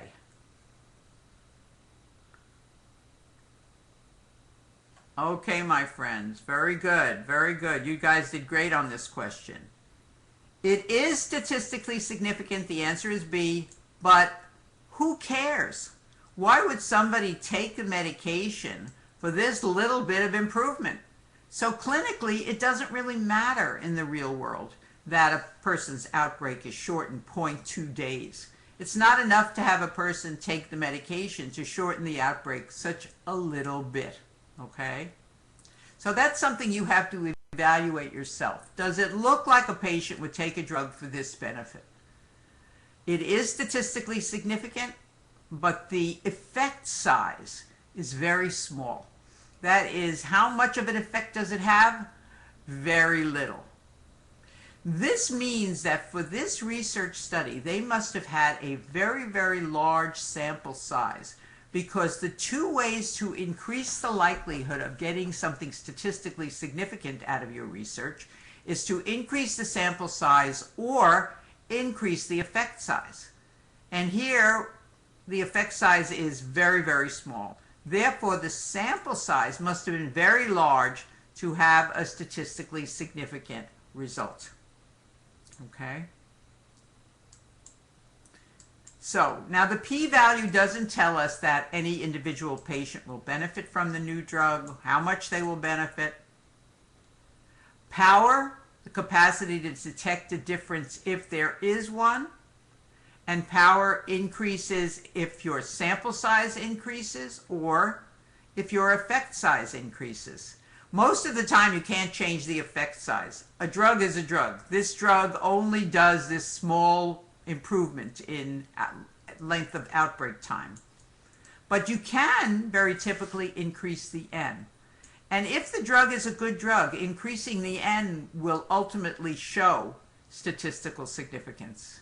So you can increase the power of a study by increasing the sample size, the number of subjects, okay, if the effect size cannot be changed. Okay, my friends, so that is power. And power analysis is done before every research study in people to determine how many people do we need to have in the study to declare statistical significance. Because we know our drug only has makes a small difference. We have to have a lot of people. If our drug makes a very big difference, we don't need such a large sample size. And that is called a power analysis, and that is done before research studies. Okay. Okay, and somebody's asking about a type 1 error. Okay. A type 1 error occurs when you reject the null hypothesis by mistake. That is, you did the study wrong. And subsequent studies show that there is no effect of your new drug. A type 2 error occurs, or a beta error. So type 1 is alpha, type 2 is beta error occurs when you fail to reject the null hypothesis because you've done your study wrong, okay? But your drug really is a good drug. And of course, researchers are much more often guilty of a type 1 error than they are of a type 2 error. So in a type 1 error, you have a bad drug, but you did the study in such a way that it looks like it's good. In a type 2 error, you have a good drug, but you've done the study incorrectly, so it looks like the drug is no good. And you fail to reject the null hypothesis. Okay, my friends. Okay. Now, what kind of statistical test will we use on the data for our research studies? Well, it depends on how the study data is presented to us. Okay. The important types of scales that we need to know about for step 1 are nominal scales and interval scales. If your data are categorical, that is male, female, yes or no, drug A, B, or C, that is a nominal variable. If your variable is in numbers that you can get a mean for, that is an interval variable. Okay? And there are 2 variables in every research study. There's one that you go in with, which is called the independent variable, and there's one that you come out with, which is called the dependent variable. So if I'm doing a study on 3 new blood pressure drugs, the independent variable would be the drugs, A, B, or C. The outcome measure would be the blood pressure on each of those 3 drugs. Okay? So the 3 drugs, are they nominal or interval? That is the first variable, the independent variable. Is it nominal or interval, my friends? Drug A, B, and C. Is that nominal or interval? I see Abraham got it right. Is it nominal or interval? Drug A, B, or C. Is that this or that, or this or that, or that? Or can you get a mean for A, B, and C? How do you get a mean of A, B, and C? Okay, so it is nominal. That is correct. And the outcome measure is blood pressure on A versus blood pressure on B versus blood pressure on C. Is that nominal or interval? Can you get a mean for blood pressure on A versus a mean for blood pressure on B? Yes, you can. That's right. That's right.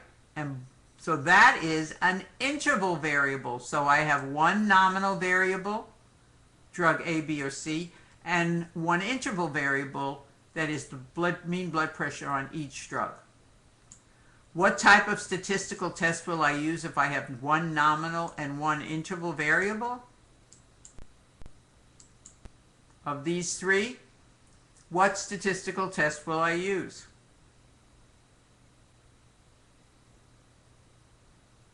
What statistical test am I going to use? I have one of each. I have one interval and one nominal variable. Okay, Haya, you've got it. Faisal, you've got it. T-test, right, very good. We have one nominal and one interval variable. Let's go back to that question again. What if, instead of blood pressure drugs A, B, and C, I have doses of one blood pressure drug from low to high. Okay, so I have some people on 0.5, I have some people on 1, I have some people on 2, I have some people on 4. And I'm going to look at the blood pressures under each one of those different concentrations of drug. My independent variable is the dose of drug. Is that nominal or interval, my friends? Is that nominal or interval?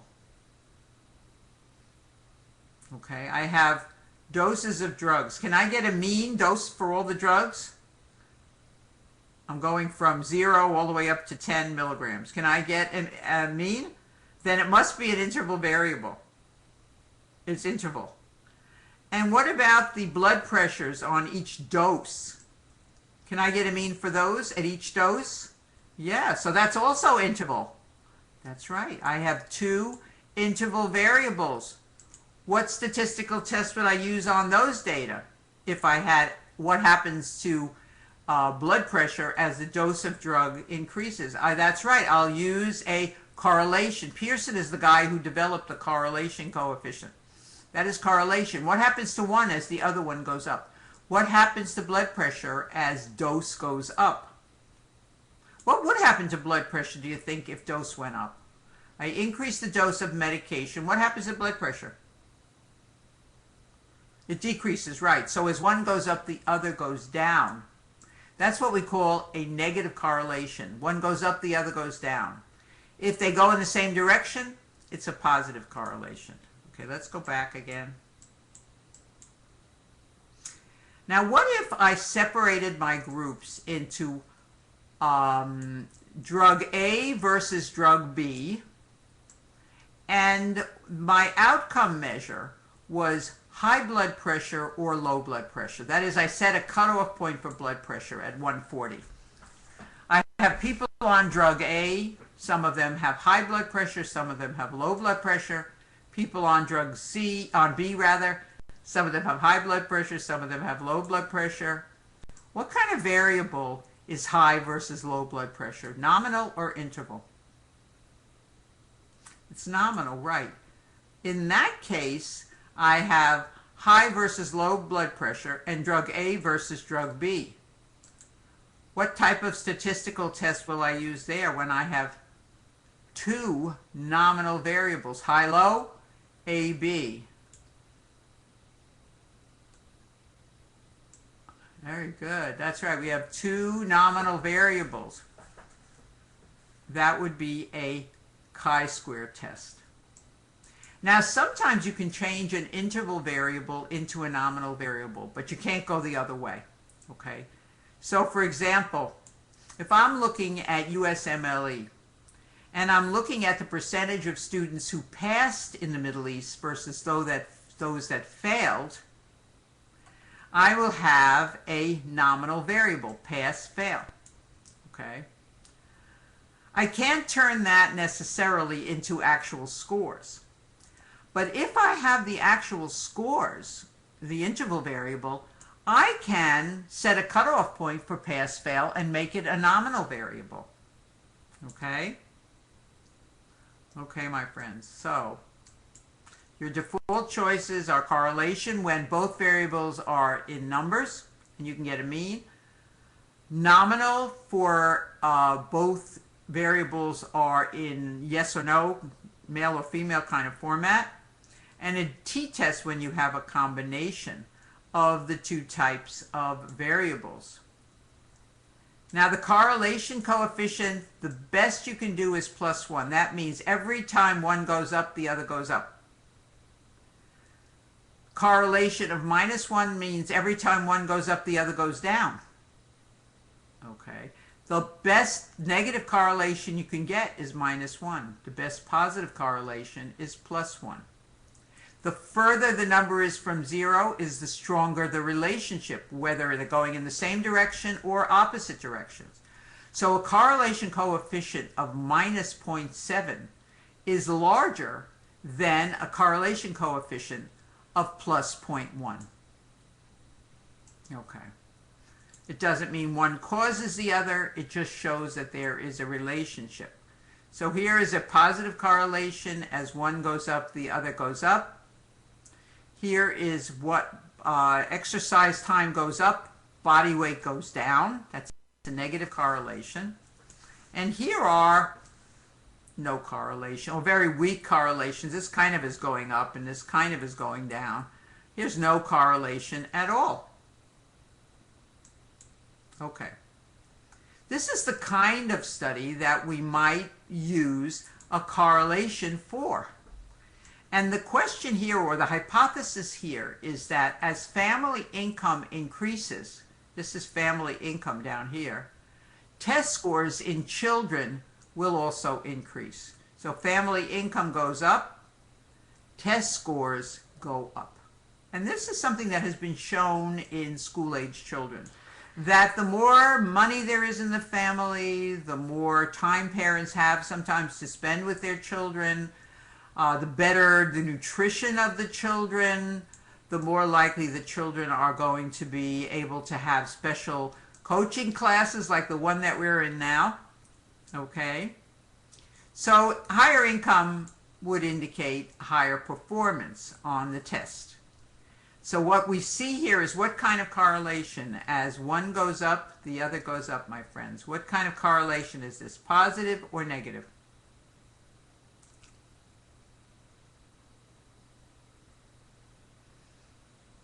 Excellent. Yes, this is a positive correlation. That is correct. Good. In t-test, so there we had two interval variables. We could get a mean for parental income. We could get a mean for test score. Those are interval variables. A t-test, we have one of each, remember? We use an independent t-test if the two groups that we're comparing are not related to each other. For example, the students in the Middle East are not related to the students in New York. So we would use an independent t-test to look for this difference between their means of their USMLE scores. If the two groups are related, we have to use a special kind of t-test which takes that into account, which takes into account the fact that the two groups are related. And that would be something called a matched pairs or a paired t-test. And we'll see that in a little while. In an analysis of variance, we have more than two groups. A one-way analysis of variance, we have one variable and more than two groups. That is, we're looking at blood pressure on drug A versus B versus C. That would be a one-way analysis of variance. In a two-way analysis of variance, we'd be looking at blood pressure and uric acid level in three different groups. Okay, so we're looking at blood pressure and another variable, uric acid level, two different variables. Okay. In a chi-square study, we have only nominal data, and here's an example of a chi-square study. Here we have new drug versus placebo. That's a nominal variable, one versus the other. And here we have our outcome measure, lived, died. Okay, you can't get a mean for lived and died. You can't be somewhere between there. Okay, so recovered or did not recover. And here we have our numbers. There were 80 totally that recovered from the disease. 45 were on the new drug, 35 were on the placebo. We had a total of 40 that did not recover, 15 on the new drug, 25 on the placebo. And the question is there a significant difference between the new drug and the placebo in the percentage of people that recovered? So here we have one nominal variable, two different choices. Here we have another nominal variable, two different choices. This is a chi-square test. Okay, let's look at a couple of questions. Okay, my friends, we're going to practice these tests. Which of the following statistical tests, okay, we'll talk about matched pairs, Faisal, in just a minute. Okay. What statistical test will you use to evaluate the difference in the percentage of women who lose weight on a protein-sparing diet versus the percentage who lose weight on a high-protein diet? So we have two different diets. We have a low-protein diet and a high-protein diet. And we want to see whether there is, we have lost weight or didn't lose weight. We don't have to actually have the numbers of how much weight they lost. We have lost weight and didn't lose weight. What is the right answer? What type of statistical test will we use? We have diet 1 and diet 2, and we have lost weight or didn't lose weight. So what kind of variables are those? Okay, what kind of variables are lost weight or didn't lose weight? What is that? That's a nominal variable, that's right. And what about protein sparing versus high protein? Is that nominal also? Yes, it is. Excellent. So what type of statistical test will we use? Why don't you answer that question with A, B, C, D, or E?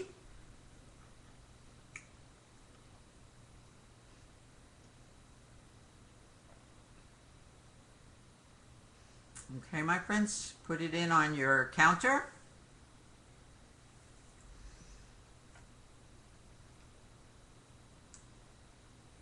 And the answer is yes, it is C, a chi-square test. Let's look at why. We have two nominal variables, and that is a chi-square test. So we have protein-sparing diet versus high-protein diet, two different diets. And then we have two categories, lost weight or didn't lose weight. So we have two nominal variables. The independent variable is the thing that we are giving them either this or that. And the outcome measure is yes or no. That means that we have a chi-square test. Okay, my friends. Both two nominal variables. Let's try another one. Which statistical test is used to evaluate the relationship between body weight and blood pressure in a group of 25-year-old women? So what we want to know, our hypothesis is that as body weight goes up, blood pressure will go up. The null hypothesis, there's no relationship between body weight and blood pressure. We have to show a significant difference. We have to show that there's a significant association between body weight and blood pressure. And how do we do that? Do we do a match pairs, ANOVA, chi-square, correlation, or an independent t-test? What do we do here? We have body weight on the one hand and systolic blood pressure on the other hand. Ibrahim, that is excellent. Yes, we have two interval variables. That's right. I can get a mean for body weight and I can get a mean for blood pressure. Okay.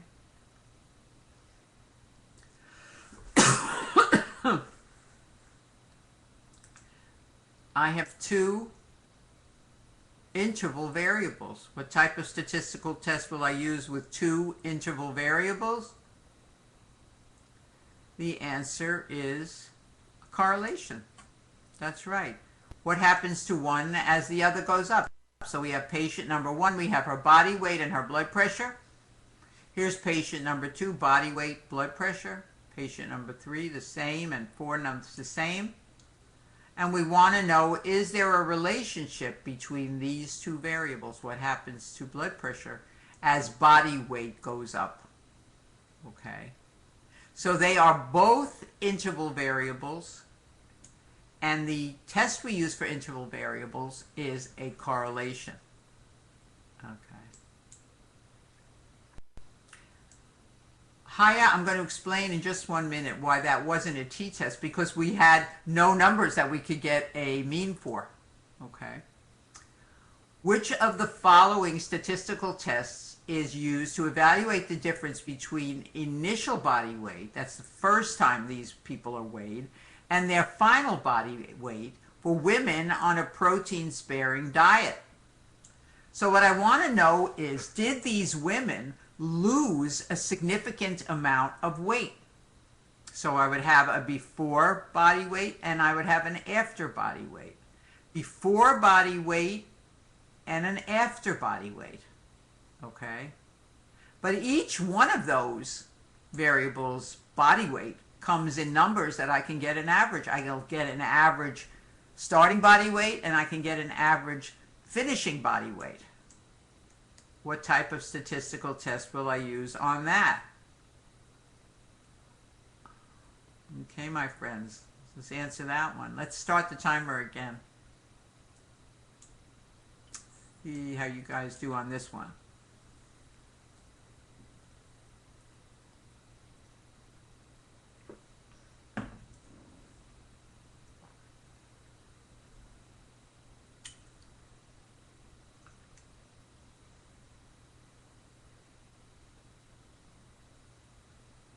Okay, Abraham is asking which is the nominal variable here. The nominal variable is start and finish. Let's take a look at which variable. This is a match pairs t-test, that is correct. And what we have here is we have a mean, we can get a mean for initial body weight. Here it's 150. And here we have a mean for these 3 patients, final body weight, which is 140. And what we're going to try to determine is there a statistically significant difference between 150 and 140. Okay, we know they lost weight, but is it a weight loss that is likely to have occurred by chance, or did it occur because of the diet that they were on? Okay. So the statistical test will be done on 150 versus 140, given that we have 3 subjects in each group. Okay. Now these two groups are related because patient number 1 weighed 120 to start and 110 to finish. Patient number 3 weighed 180 to start and 170 to finish. So it is the same person tested twice, which means the variability between these two columns we expect to be low because it is the same person tested twice. That is, the initial body weight of 180 will not result in a final body weight of 110. It'll result in this difference because these two groups are related. And the computer uses a special statistical test if they are comparing two groups that are related to each other. So we have these two groups and they are related to each other. And therefore we use a paired t-test. Okay, my friends, and 89% of you got it right. Okay, good. How are we doing, my friends? Okay, now I'm going to ask you which, would anybody like to go back to a particular slide in the 10 minutes that we have left for today? So please tell me if you would like to go back to a slide. You don't have to give me a number, just give me the subject and I should be able to find it. Okay. Okay. T-test is used for nominal interval. That is correct. Can we go back to the standard deviation curve? Okay, my friends. We're going to go back to... Okay, we have a lot of different questions. Okay, so let's go in order. We'll start with Amit's question, which is, can we go back to the standard deviation curve? Shireen is asking a quick summary of the tests used. Yes, we had 4 statistical tests, or 5 statistical tests rather, that we talked about. They are summarized here. Okay.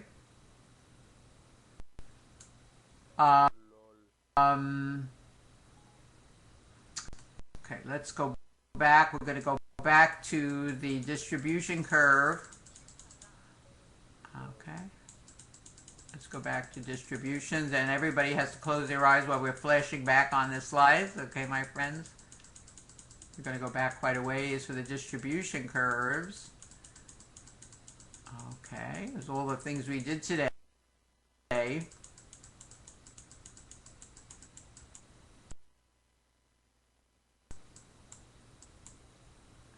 Is that the slide that we wanted to go back to? The distribution curve.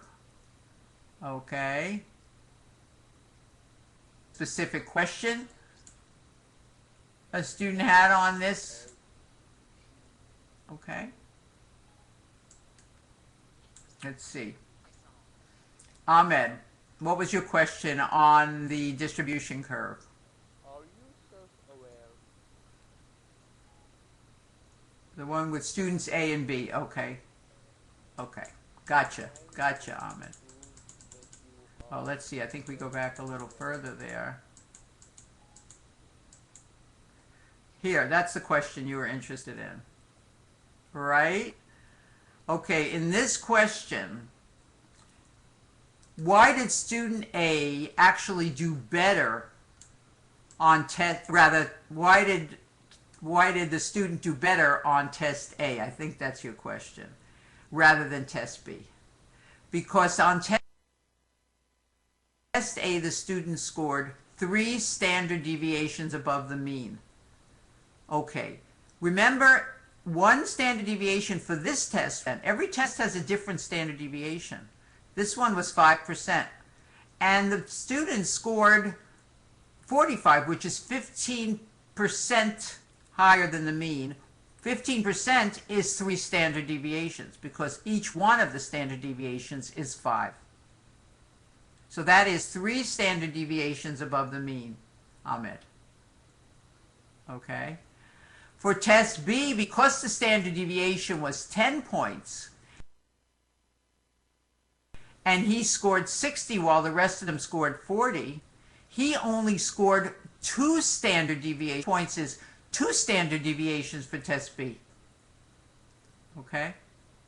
So when we look at this, he scored 3 standard deviations above the mean, and he scored higher than 99.7% or 8% of the population on test A, but only here on test B. Okay, Ahmed, very good. Next question, let's see. Quick summary of the tests used. The breast carcinoma slide, and I'm not clear on which one was the breast carcinoma slide, Ibrahim. Because I don't know that we had one. Okay, so maybe you can get a little bit clearer. I'm also not clear on what question 4 was. If you'll tell me what the subject of the question was, I can certainly answer the question for you. Okay, 15 divided by 3 equals 5.